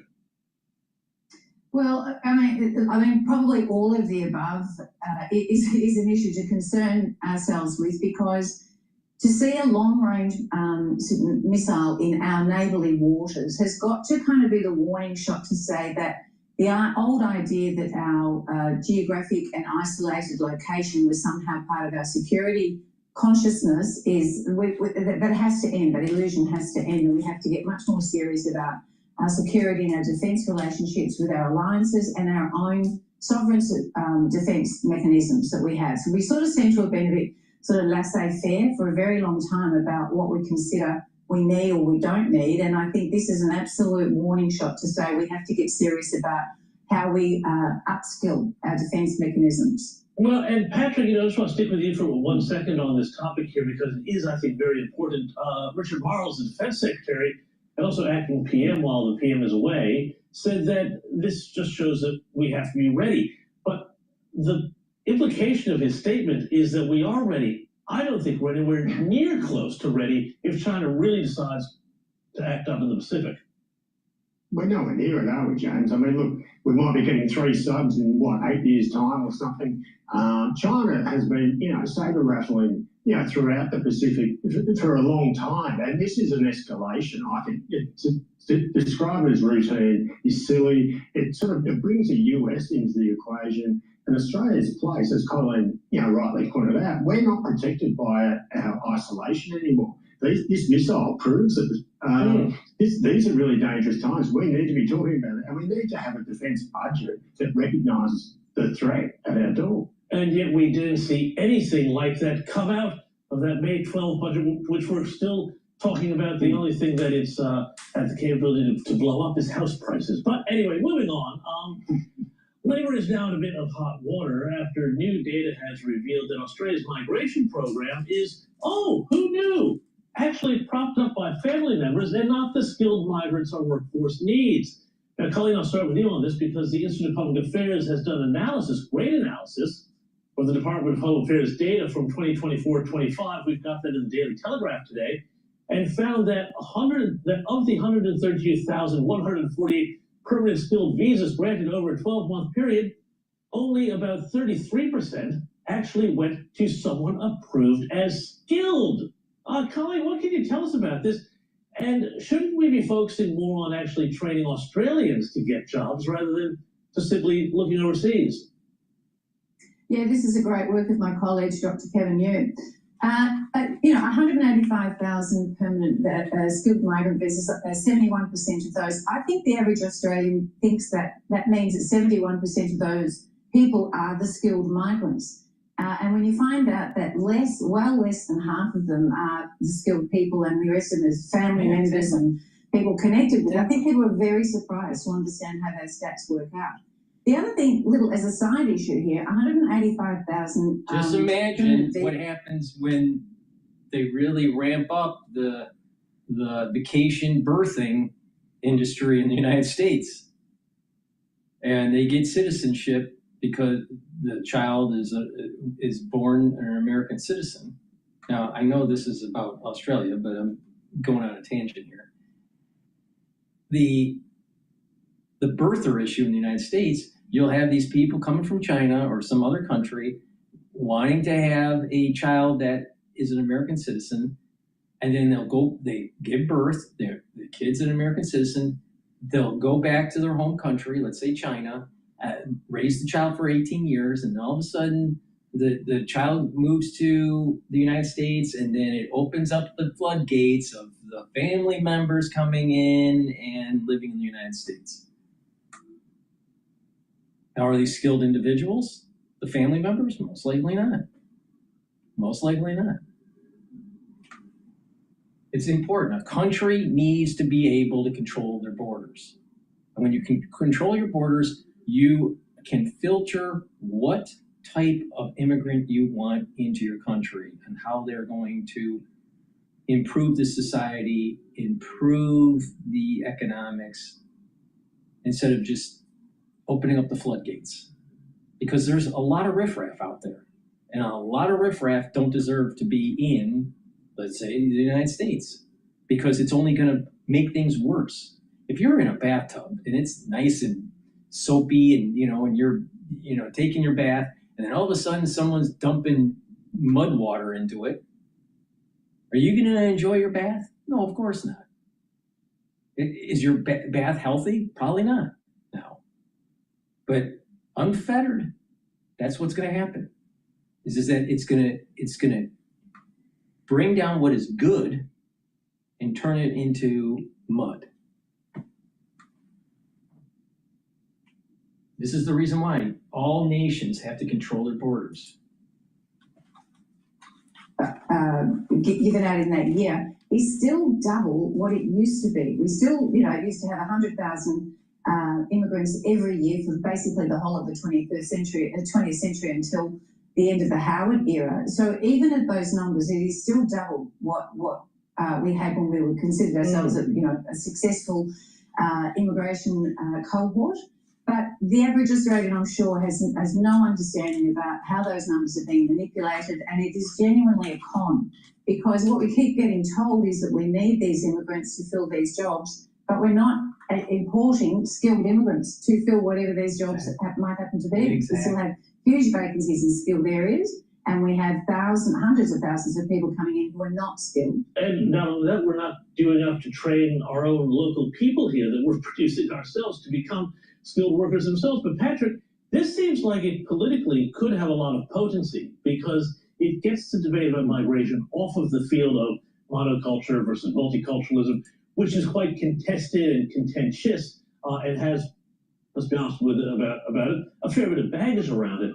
This is very pragmatic data here that I think that if the Liberal Party wanted to hook into it, would be a pretty powerful thing for them to campaign on. Absolutely. And look, I think the other point too is the skilled migrant program takes in something like 480 occupations in theory. And, we like to think if we're getting skilled workers, they're going to be electricians or plumbers or carpenters, people who are going to build stuff. And I mean, the numbers are nowhere near where we thought they were.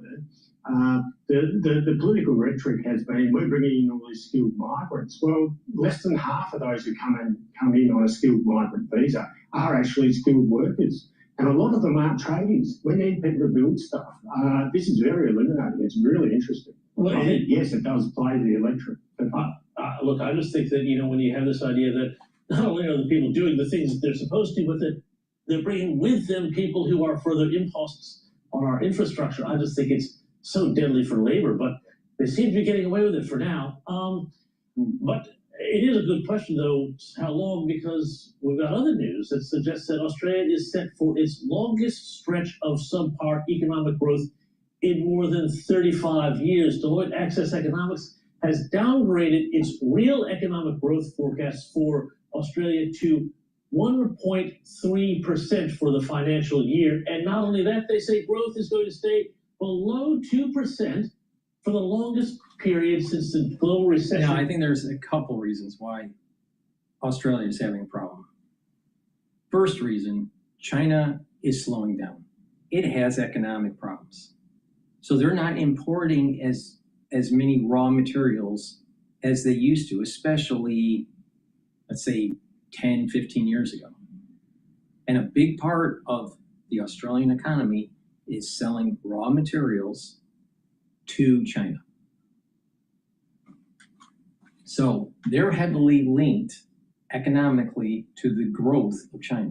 Now, if China starts to have a more robust economy, then Australia most likely will benefit from it. But that whole super cycle of commodity trading and shipping that took place starting at around the beginning of the century, the 21st century, that has died down a great amount because the build out in China has already happened. China made a lot of cities that were just ghost cities. No one's living in them. So there's zero reason to see that the Australian economy is going to really be robust. Now let's see what they have to say, but I think it has a big, it's heavily related on this commodity selling to China. Early 1990s. Colleen, this is just horrific news. We've also seen the news that, we've been in a per capita recession for 10 of the last 15 quarters, that our inflation is almost the highest in the developed world, short of Iceland.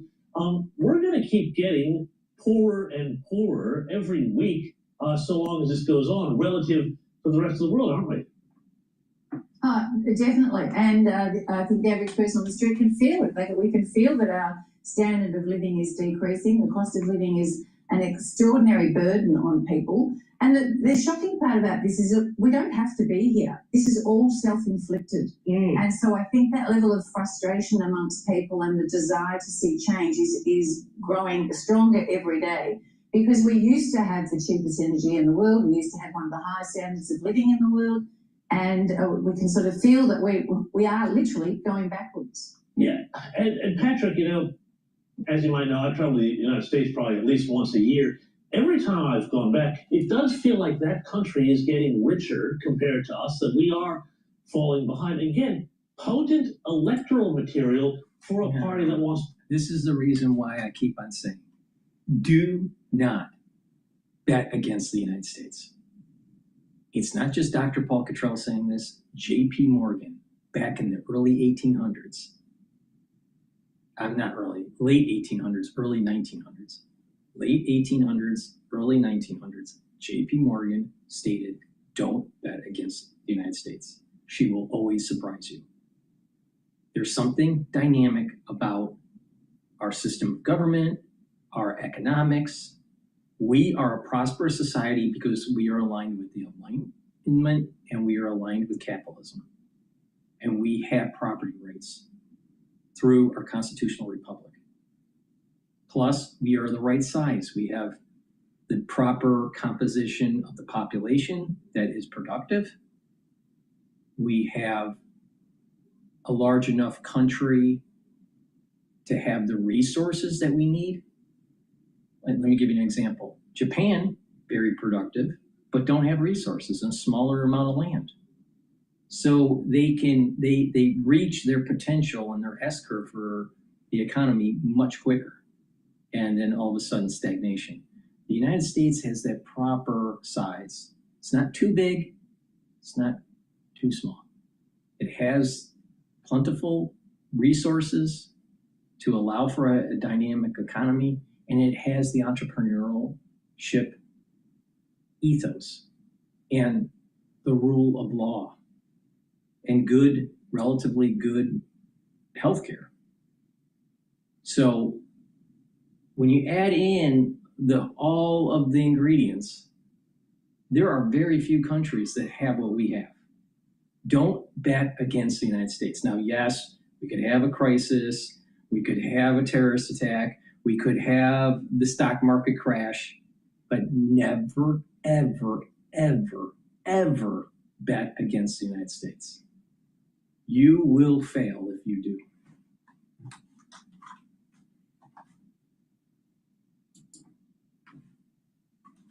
Talked about it.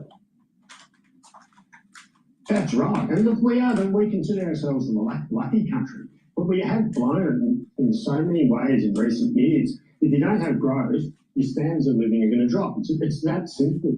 And we're feeling it, as Colleen says, whether it's power prices, we've got all this stuff in the ground that we export to the rest of the world, but we pay the highest prices in the world. This is certainly going to come to bear politically as it goes on, because it shouldn't be happening. All right, next. I needed 10 sequin cowboy hats for a bachelorette party, but Legionnaire's disease seems to be a problem in New York now. All right, let's listen into Al Jazeera. But before we do, please go to my store, the-studio-reykjavik.com, and get the Myotrol. Myotrol will help to build muscle. It helps with the gene expression. It's really important. It has polyphenols, flavonoids, and lignans to help with the gene expression and build muscle and maintain it. If you're 40 years of age, it's harder to gain muscle. It's harder to maintain it. Many people atrophy. But you can reverse that by taking Myotrol. Do some resistance training. Build that muscle back up and maintain it. This is perfect for males or for females if they're 40 years of age or older. If you are an athlete, younger or older, you will also benefit from Myotrol because it will soak up free radicals. It will help to bring down inflammation. You'll be able to recover quicker after your workout and build muscle for your sport. This is the reason why I keep on saying, if you want to improve your health and slow down the aging process, pay attention to sports medicine. So get the Myotrol, and if you want, you should stack it with the Gladiator barley to get further muscular gains. And with better musculature, you're protecting your neurons. How? Because of myokines and the BDNF, concentrations will go up and they are neuroprotective. Vitamin B complex, very important if you're 40 years of age or older, to rev up your cellular metabolism, improve your energy production. The first 4 B vitamins in this complex will help with the electron transport chain to increase your ATP levels, and vitamin B12 helps to protect neurons.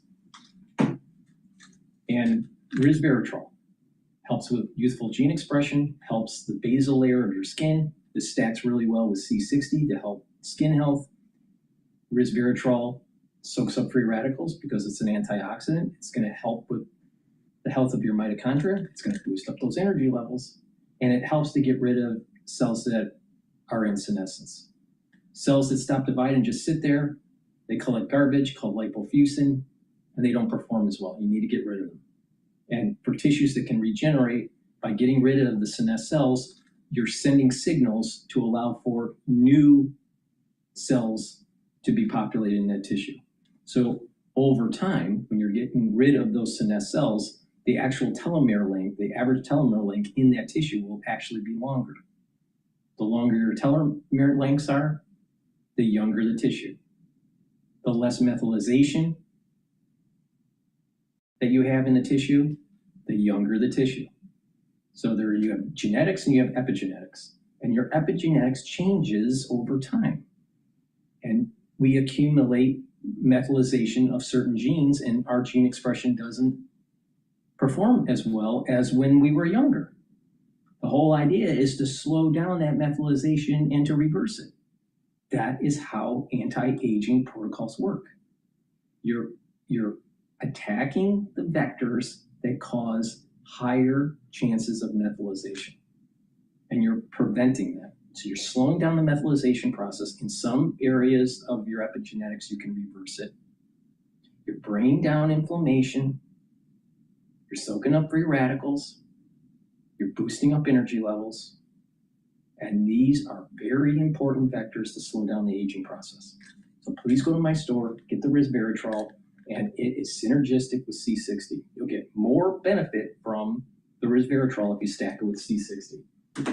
Please go to my store, use discount 5. I want you to save some money. It's all caps, discount number 5. You get $5 off.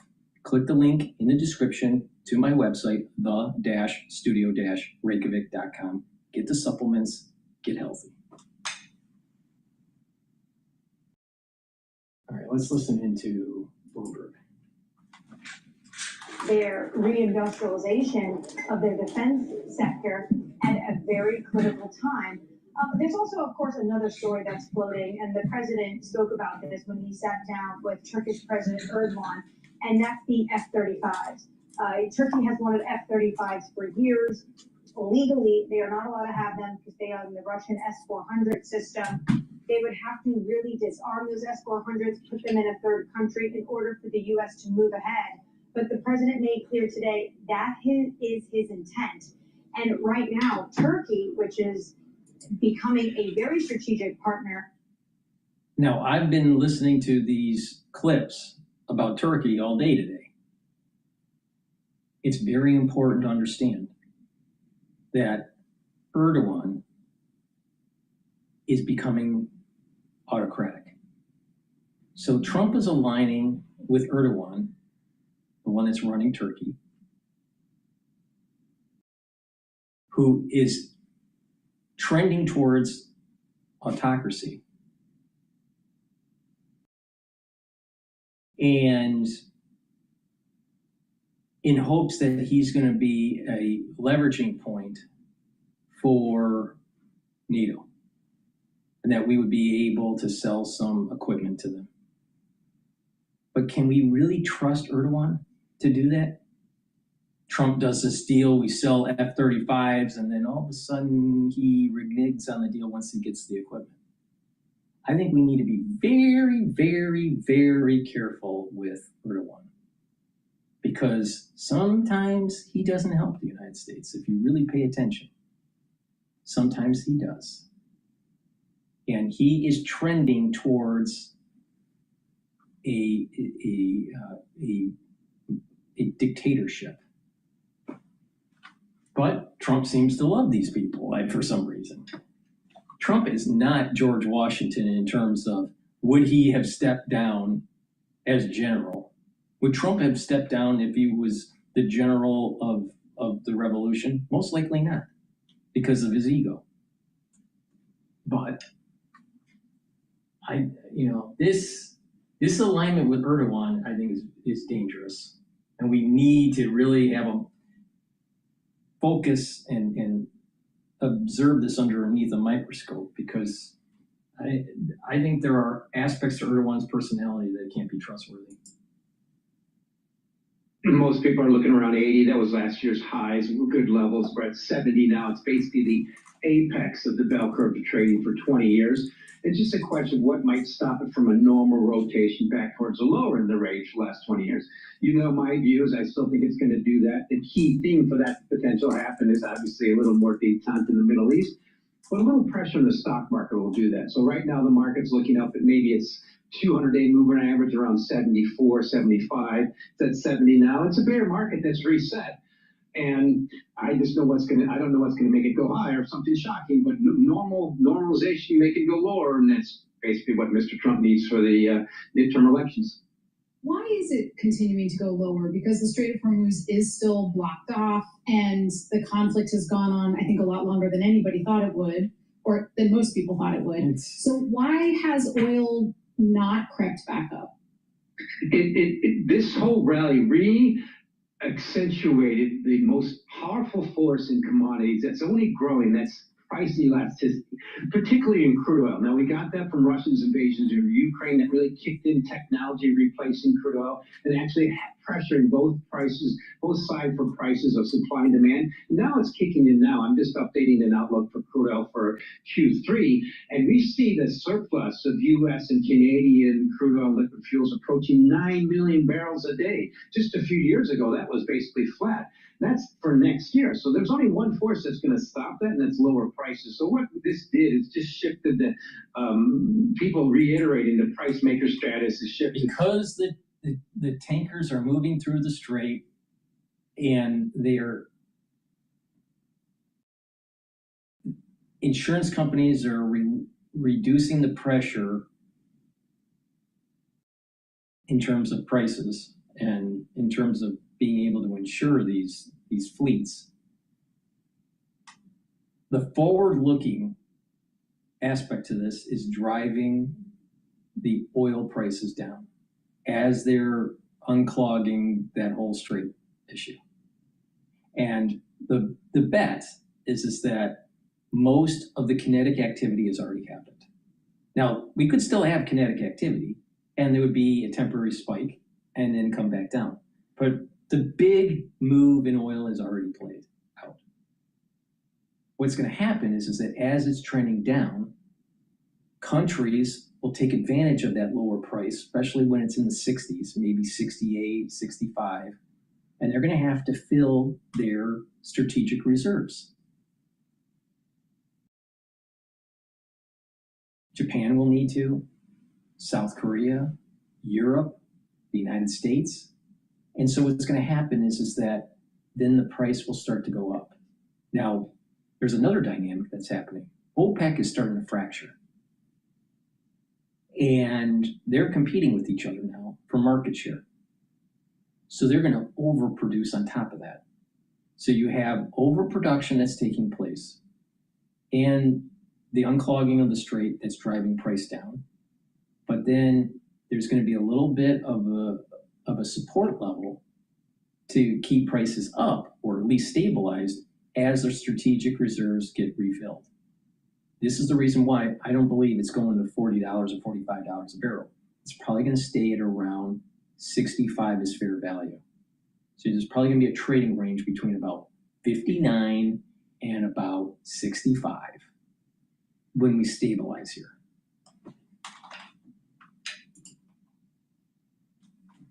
OPEC to the Western Hemisphere index. And it's not just crude oil. We've had a pretty good peak this year in corns and potentially in soybeans and gold, silver, platinum, and palladium and iron ore. You see that trend there? The pump and dump trend is starting to trickle down. That's why I'm really worried about the stock market going down, because it's feeling to me very much like 2008. You know, when I think about the farmer, you know, I think you taught us kind of what to focus on: corn, soybeans, all that kind of stuff. Soybeans. 2008. We're talking Lehman. We're nowhere near Lehman. But I would be concerned with the S&P 500 once we hit near year end of that target of 7,800 or 8,000. Then I would have to reassess. You might want to go 50% in cash. I don't know. We need to take a look at the dynamics that are going on at year end. It's too far out into the future to really assess that. But today it's trending down, but there are support levels. There are support levels at 7,200. There are a major support level at 6,800. And you have 7,000, which is the round, you know, the typical round number for a support level. So even if it went down 485 points for the S&P 500 over a series of days, it would be perfect to buy because it's probably going to retest the high. So I'm not too worried about this. Actually, it trending down a little bit is good for you in the long run if you are nibbling at these down trends. So I nibbled today. I bought in the S&P 500 just a little bit as a tactical move. And as it's trending down, I'll just nibble a little bit more, a little bit more, a little bit more. And then eventually it'll pop back up. So I'm not too worried about it. The S&P 500, or not the S&P 500, natural gas is trading at 3.279. So I'm accumulating shares as it's going up. So when it starts to go back down, I get my profitability. And that trend, that trading range is roughly around 3.3 to about 3.1. So we're at 3.279. So it's getting closer to the point where it's going to correct and move downward. Plus, in the summer, normally natural gas is lower. Now, we do have some record temperatures that were during the holiday and across the nation. So that's more strain on the electric grid because of air conditioning. But because of the rainstorms that came in, temperature prices went down almost 20 degrees compared to where they were. So I wouldn't be surprised that we hear in the news that maybe natural gas has a little bit more inventory than expected, and therefore it'll sell back closer to 3.1, maybe even to 3. I think fair value is 2.9, but we might not see that this year because of the El Nino effect. Dave, that's good for the farmer, right? It's great. It's just what they needed. It's hopium that the Chinese will come and buy more soybeans. They probably will, but it's not economic for them. So maybe state-run enterprises will do it for political reasons, because U.S. soybeans right now are a little bit more expensive there than Brazil. Remember, Brazil just had a big harvest, and we have more we planted this year, and the rain has been ample. So I'm really worried what soybeans have been doing for the last few years as they go down back below 10 or so. Right now they're around 12 as we head towards the peak of the harvest in September and potentially October. And same with corn.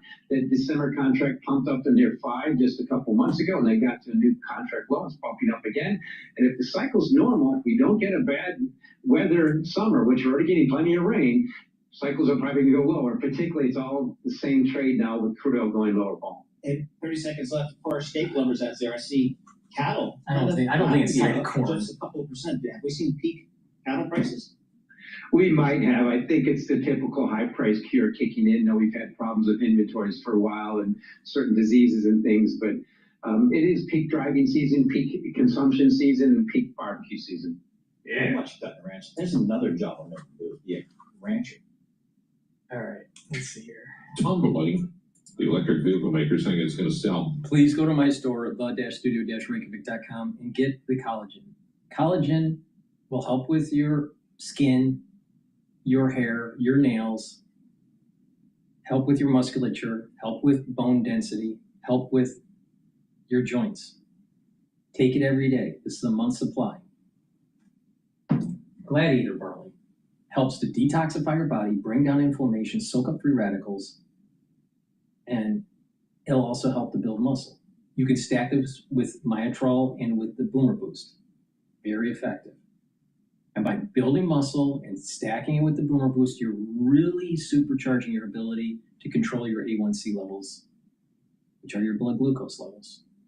Super important, because by controlling your blood glucose levels, you have better weight, you have less inflammation at the vascular level.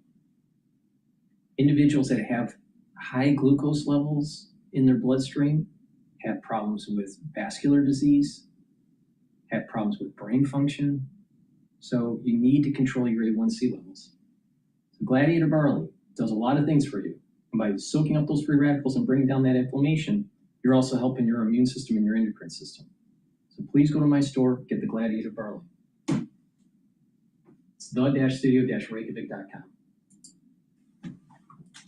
Have become the real bottleneck for this stage of the AI infrastructure build-out. So we've seen huge gains in stocks like Micron, SanDisk, Western Digital, Seagate, and we've seen basically flat performance overall in the names that have otherwise been sort of the market leaders for, like I said, for years.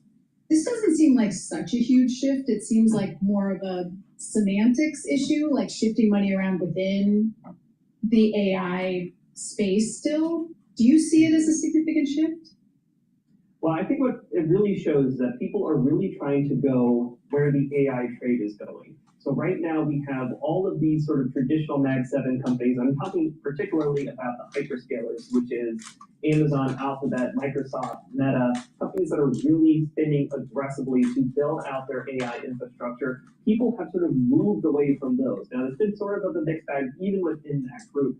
Alphabet's doing pretty well because people remain pretty positive about its AI position. Microsoft has really struggled this year because people aren't sure about its AI position or what it's really getting out of the tens of billions of dollars that it's spending on this infrastructure. So right now there is a lot of questioning and concern about what is all this money really going to? What kind of return are they going to see from it?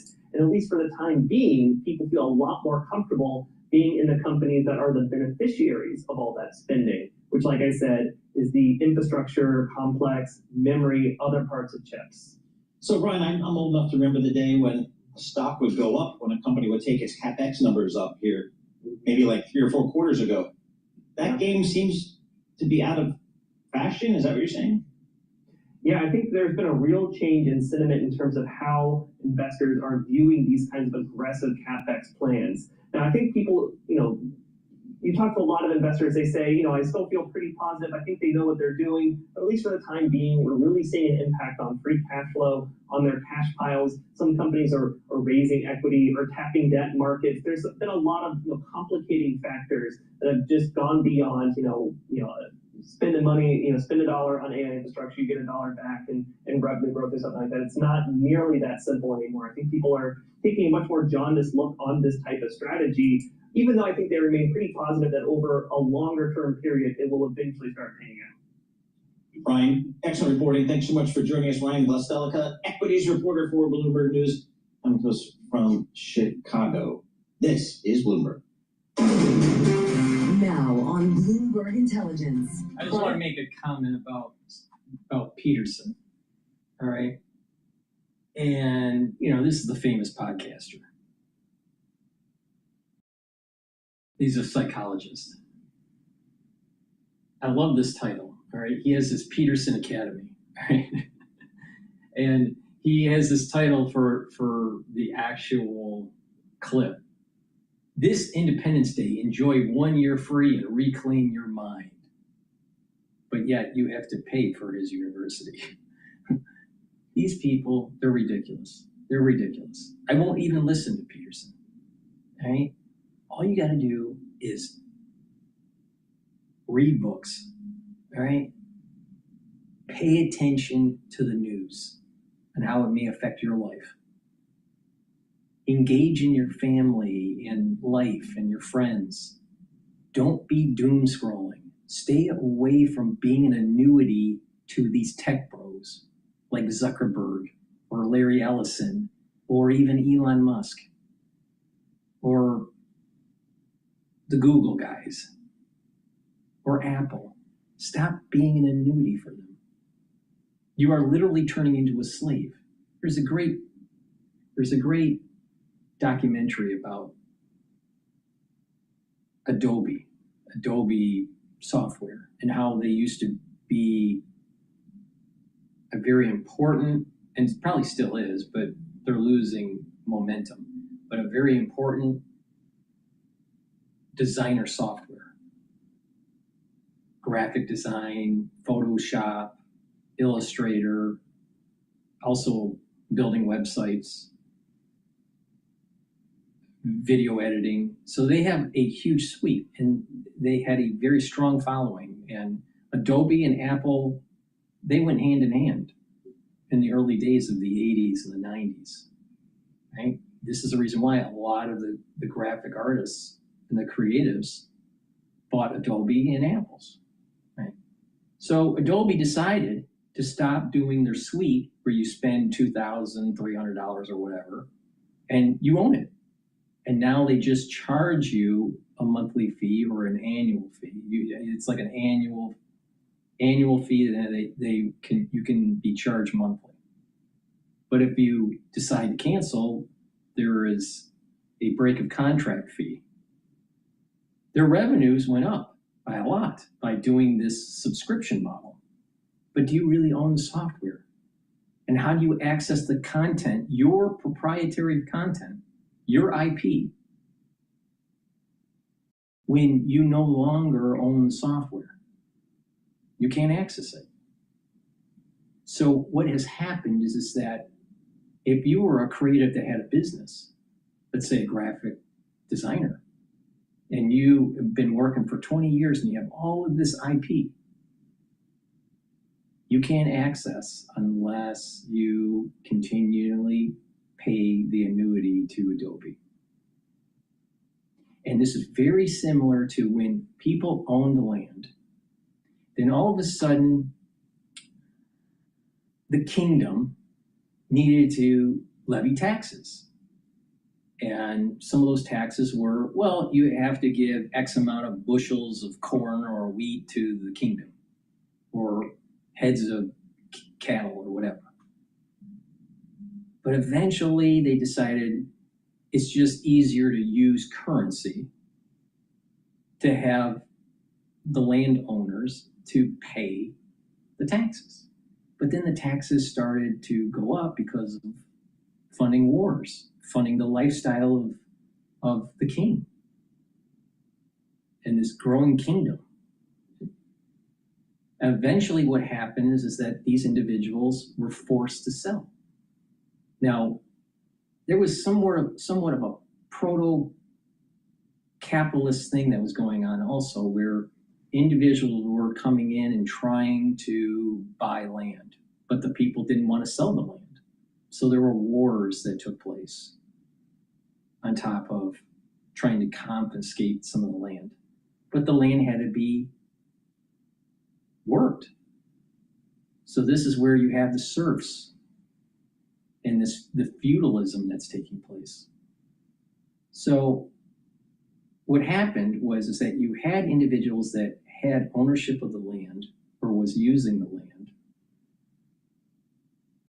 and eventually they lost it either because of higher taxation, loss through warfare,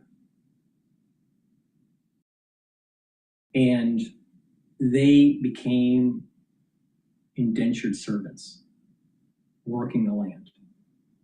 Now the plague happened, and eventually there weren't enough laborers, and there was some sort of equalization and some more freedoms that were all allotted to the survivors during the Black Death, on the other end of the Black Death. But the lesson learned here is this you won't own anything mentality that came out of the World Economic Forum is serfdom. No different than what was happening in Europe. This is definitely antithetical to the Enlightenment, and it's definitely antithetical to the constitutional republic that we have. But people have bought into this idea that you are now a techno-bro slave. You work for the tech bros. You are a serf. You no longer have ownership of your IP or your ability to access IP unless you access through their gateway. You no longer own the land to be able to harvest your crops. You have to rent the land from someone else that owns your land. This is a problem with tech bros. But everyone bought into this. The same thing's happening in automotive, where no one can afford to buy a car, you have to lease a car. So the point that I'm making here with Peterson Academy, this Independence Day, enjoy 1 year free and reclaim your mind. Because he has the secrets to how to free yourself. No, I doubt it. He's just trying to make more money on people. All right. Please go to my store, the-studio-reykjavik.com, and get the Max 35 or the Cleanse or Max 14. Take a teaspoon a day every day. Swish in your mouth, gargle about 20 seconds, and swallow it. This will boost up your innate immune system. It will neutralize your oral cavity, help to neutralize your oral pharynx, maintain your mucosal barrier, and help the health of your epithelial cells. I've been doing this for over 6 years every day. Super important, because by neutralizing and improving your oral cavity and your oral pharynx, you're not going to get as sick as often. And when you don't get sick as often, you age slower. People that get sick all the time, sorry, but you age faster. Because what happens is you're increasing more necrosis of the cells, either irreversible necrosis or reversible necrosis. But either way, it does damage. So you do not want to get sick as often. People, you just watch them. If they are chronic people that get sick all the time, they age faster. So I'm giving you a recipe on how to not get as sick as often. All right, structural nanosilver gels, dual purpose. You put it on your hands. You can put it on your skin daily, and this will help to improve your skin as a topical. If you have a cut, an abrasion, or a minor burn on your skin, apply it onto that lesion, and it'll help to heal it quicker by about a third of the time. It'll speed up the process by about 33%. In addition, during the cold season or even the allergy season, lightly coat your nostrils. It will neutralize those allergens. And by preventing you getting sick, guess what? You don't age as fast. It's very effective. Now you can get it in the quick dispenser or the tube form, either one. But make sure you have some at work and have some at home. You never know when you need it. It's dual purpose. Please go to my store, studio-reykjavik.com. And lastly, structural nanosilver toothpaste. Whitens your teeth, freshens your breath, helps to improve your oral cavity. It neutralizes because it has the structural nanosilver, and it doesn't have any fluoride. You know why? Because fluoride makes you stupid. So please go to my store, studio-reykjavik.com, and get this very high quality toothpaste. Get a few tubes for your household. Make sure you use discount 5 and you get $5 off. And by improving your oral cavity, you're also improving your cardiovascular system and your valves for your heart. A lot of people don't know this. Poor oral hygiene can lead to problems with cardiovascular issues. So please go to my store, the-studio-reykjavik.com.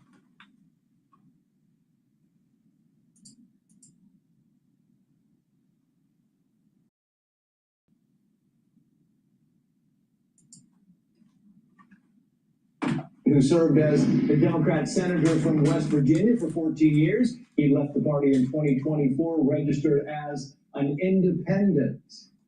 Senator, thank you for coming on the show. Great to have you. I wanted to kind of bring this soundbite up because this is El Sayed. He's talking about the fact that, you know, there's not a great deal of support in his mind for Chuck Schumer. Watch this. We want whoever's going to give us the best shot at leading to get money out of politics, put money in your pocket, pass Medicare for all. And I know right now the leadership that we've had for too long on the Democratic side is a lot more interested in courting big money into our politics. We've watched as money has come out of our politics and we don't yet have Medicare for all, not even a movement for it. And so we need leadership that is going to lead forthrightly on these questions. Yeah, but he's talking about Chuck Schumer there, but it could easily be Hakeem Jeffries. Not a lot of support for him again among the Democratic Socialists. The party, your former party, sir, is moving farther left, and they don't like leadership. Well, that's why I'm not a member of my former party anymore, because they're moving too far left. I told Joe Biden, who's been a friend for many, many years, I never thought that President Biden was ever that far left, but when he, this 2020 election, his staff took him so far left, I said, Mr. President, they're taking you down the primrose path. You can't return from it. It just got worse and worse and worse. So now it's even further left than I ever thought it could get. I don't think that's part of the Democratic Party. They really ought to start their own party. You know, the Democrats I grew up with and that I have known all my life were hardworking, but they were fiscally responsible and socially compassionate. And I think that's how most people are. But then it became to the point where they wanted to take care of more people that were able-bodied, capable people that could work and should work, that didn't work, and that's what they lost all of the labor in my state. And my state flipped completely within a 1 decade period. No one's ever seen that happen so quickly. And I tried to explain that to them. You have to have a very, very tough border. You have to have a very strong border control there. You have to have a pathway forward to citizenship when the people come the right way. That's just part of who we are as a country, and it should be accepted. If a Democrat can't say that, then they're not going to be able to get back in control. And I would say that the gentleman that you were just interviewing there, or you showed on the clip, I would think that my friend Mike Rogers is pretty much elated about that opportunity. Yeah, I mean, what's interesting to me is you talk about the Democratic Party kind of moving away and forming their own party, but it seems to be the opposite. I mean, there's a lot of these DSA members that came out and said they are not in support of Hakeem Jeffries, and now it appears to me that Hakeem Jeffries is kind of taking steps their way, trying to acquiesce them. It doesn't seem like a move you would support, sir. Not at all. No, you have to stand for something. You have to be very strong about what you stand for and be very clear.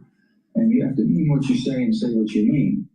The thing about the Democratic Party, they have lost basically their focus that there has to be accountability and responsibility. Trish, you just can't give everything away.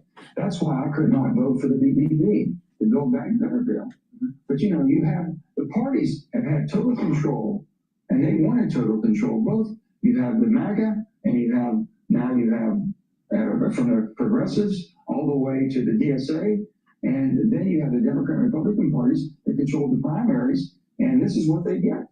When they control the primaries, you have the activists really get involved, Trace, and be able to take over. And 16, 17, 18% turnout during the primary election doesn't take that many votes to get elected. I want to give you elections are a little different thing. Pardon me for interrupting. So I want to give you one more example, because the California governor, who many believe is going to run for president, Gavin Newsom, he said this. He thinks that, you know what, this DSA, the Democratic Socialists of America, great, bring them on. He wants the tent to get even bigger. He doesn't care who's in it. Watch. And it's very healthy. I don't think it's unhealthy. So I completely reject this notion. And look, I'm for addition, not subtraction. The Democratic Party needs to be in the... See what I mean about relativism? They think everything's okay. All perspectives are equal. Everyone, no. Like all cells are equal. Well, what about cancer cells? You want cancer cells in your body? I doubt it. And that's what's happening here. It's a cancer. Postmodern ethics, postmodern philosophy is not aligned with what made this country great. Because what made this country great is the Enlightenment. Bigger tent. Oh yeah, we're gonna be, no, it's literally gonna hurt them in the long run. But they need to learn. What's gonna happen is they'll gain some momentum, maybe some control in the legislature. They'll realize their policies are crazy, and then it will revert back to sanity, not maintain insanity. When someone aligns with postmodern philosophy, always question it. Just look at the art that comes out of postmodernism. Does it really look good? No, of course not. It's all about the ability to extract money in the art market for the artist, instead of actually creating something of value, real value, of visual value, not some monetary value. So just so pop culture. Can you honestly say that the modern artists today are of any near the quality of Michelangelo or Da Vinci? I mean, they're in a different universe, but it took time for them to make their work, so it costs more. And the artists today, they want something quick. Can you reproduce it? And the quality goes down. This is the same problem here. It's aligned with a postmodern philosophy.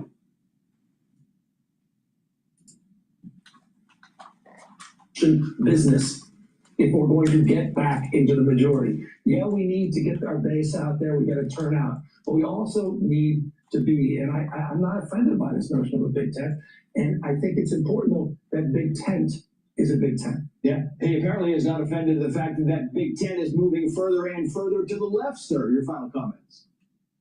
Well, my final comment would be this. I feel sorry for Gavin Newsom and all the people that believe by just expanding the tent is going to make your party stronger and better. You have to have character. You have to have discipline. You have to understand what you're dealing with. And if you don't believe that this country is the greatest You country need on to earth, have a North Star. You need to have some sort of foundation. And the problem with the postmodern philosophy is there's no foundation. Anything goes. Everything's okay.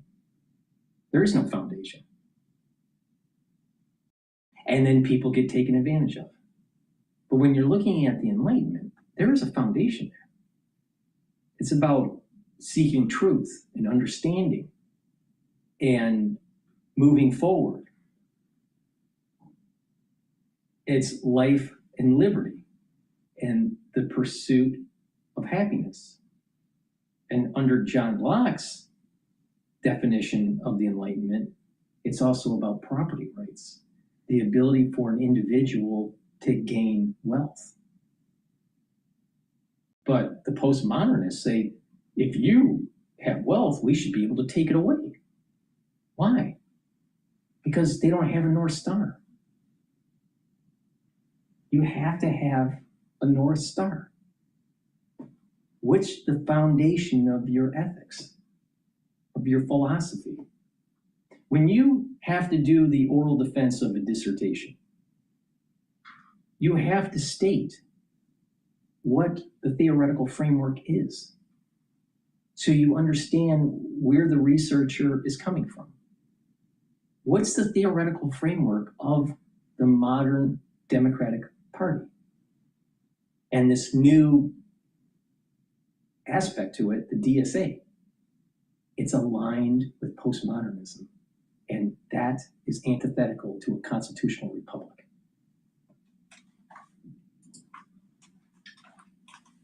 bless this country. We have a responsibility to the next generation. You can't just throw caution to the wind and say we want no police. We want no oversight whatsoever, no accountability, and we're not going to hold you responsible. That's not who we are. That's not how we were raised. That's not what this country believes. And I'll guarantee it, they will not be successful. They will not be successful if they alter to that.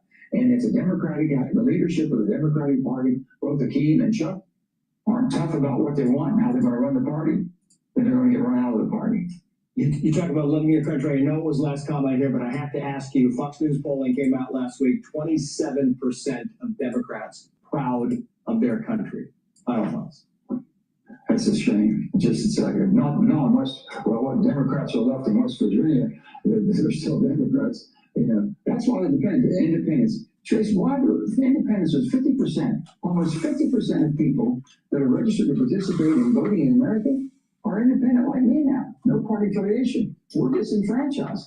We need to gather our own thoughts and our own strength and start voting where independents have support. And when they get to Washington, they can bring common sense back. The problem comes in is that if you register as an independent in certain states, you can't be part of the primaries for the Republican or the Democratic Party. And I have that problem. I vote Republican, but I much prefer to be an independent. But you can't register as an independent if you want to participate in the primary system. Now, what do you do with states like New York? You know, the whole party system is rigged. But there's a cancer that is starting to emerge, and that's the DSA, the Democratic Socialists of America. Now the question is how much at the federal level will they gain? At the state level, I think they will succeed, because if you're a blue state, you're only going to get bluer. You're only going to get crazier. Now, both parties get back to the middle. But if the Democrats think they can go left and get the majority, they're wrong. That will not happen. Senator, great to have you on the show. Thank you, sir. Well, good to be with you, Tracy. Thank you. Be sure to like and subscribe for all the Fox News latest on YouTube. Please go to my store, the-studio-reykjavik.com, and get the vitamin D3. Vitamin D3 is a vitamin that will help to do the gene expression, the proper gene expression that you need for your tissues. It's a gene expression cofactor, really important. It also helps with cardiovascular system. It helps with your immune system because it helps to get rid of cells to go into apoptosis if they're infected. Vitamin D3 will help with bone density. So please take vitamin D3 every day. And also vitamin D3 helps with your joints and reducing arthritis. If you do have arthritis and you want to relieve that pain, use this topical, Super Strong Relief. It works within about 90 seconds, but it's not just for arthritis. If you have tension headaches, you can apply this to your forehead or temples or even neck muscles to reduce that tension headache. If you have a pulled muscle, it'll help to relieve the pain from the pulled muscle or a sprain. So please go to my store and use the Super Strong Relief. It's a great product. It works very fast. It works within about 90 seconds, and it's perfect for individuals that have arthritis. And C60. C60 is a potent antioxidant. It's going to soak up free radicals. It's going to help bring down inflammation at the tissue level and at the cellular level, help to improve the mitochondria, you'll have more energy, helps to improve your immune system and your endocrine system, helps to improve your vascular system because it reduces the concentration of oxidized LDL, so you have less plaque formation, super important. And it helps with your dermal layer, not your dermal layer, it helps with your basal layer. C60 will soak up those free radicals, bring down that inflammation at the basal layer of your skin, and that's where your new skin cells are being produced. And then they move up the skin layers, and then it will improve that dermal layer and then improve the topical layer. But it starts at the basal layer. So C60 works at the basal layer. This stacks really well with resveratrol to help with skin health. So please go to my store, get the C60. You can get it in a 2 ounce, a 4 ounce, or an 8 ounce configuration. You can get it in MCT coconut oil, avocado oil, or extra virgin olive oil. But take it every day, a teaspoon a day, every day.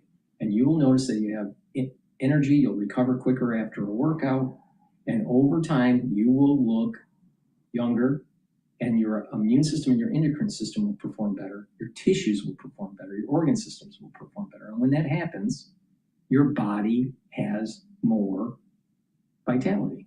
So please go to my store and get the C60. I want to play this last video from France 24 about the NATO summit.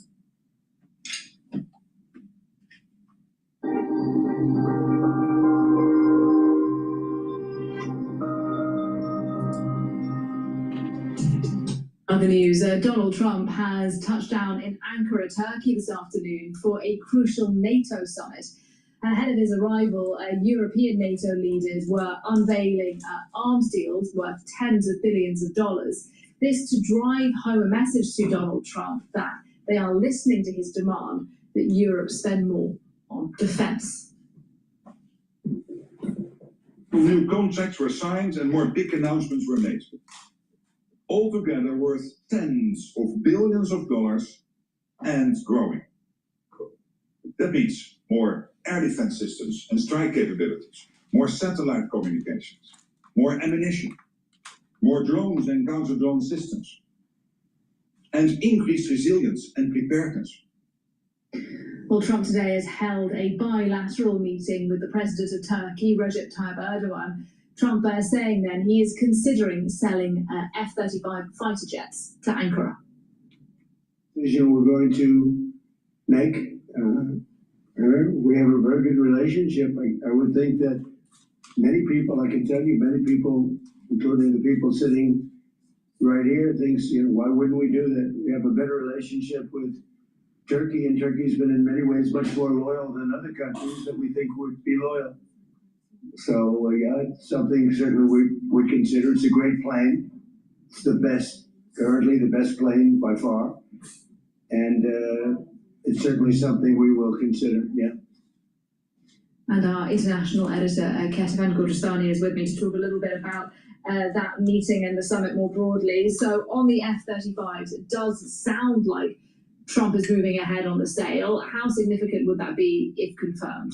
Well, look, it would be pretty significant, and it seems that Donald Trump at least really wants to do that, not for any strategic reason, but as we heard there, because he feels that Recep Tayyip Erdogan has been loyal and more loyal than other countries that have been getting those F-35. So again, this way of looking at things of Donald Trump, which is rewarding loyalty rather than rewarding, he could have said, because they are our allies.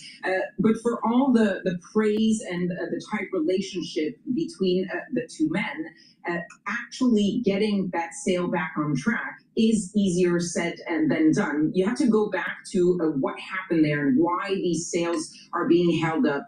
What happened was that the United States back in 2019 expelled Turkey from their F-35 program and then followed that a year later by implementing sanctions on Turkey under the Countering America's Adversaries Through Sanctions Act. Why? Because Turkey had acquired Russia's S-400 missile defense system. And so the United States, in response, held up those F-35s. Now, there was a question from a reporter during that press briefing asking Donald Trump whether he still had any concerns about that defense system that was bought to the Russian.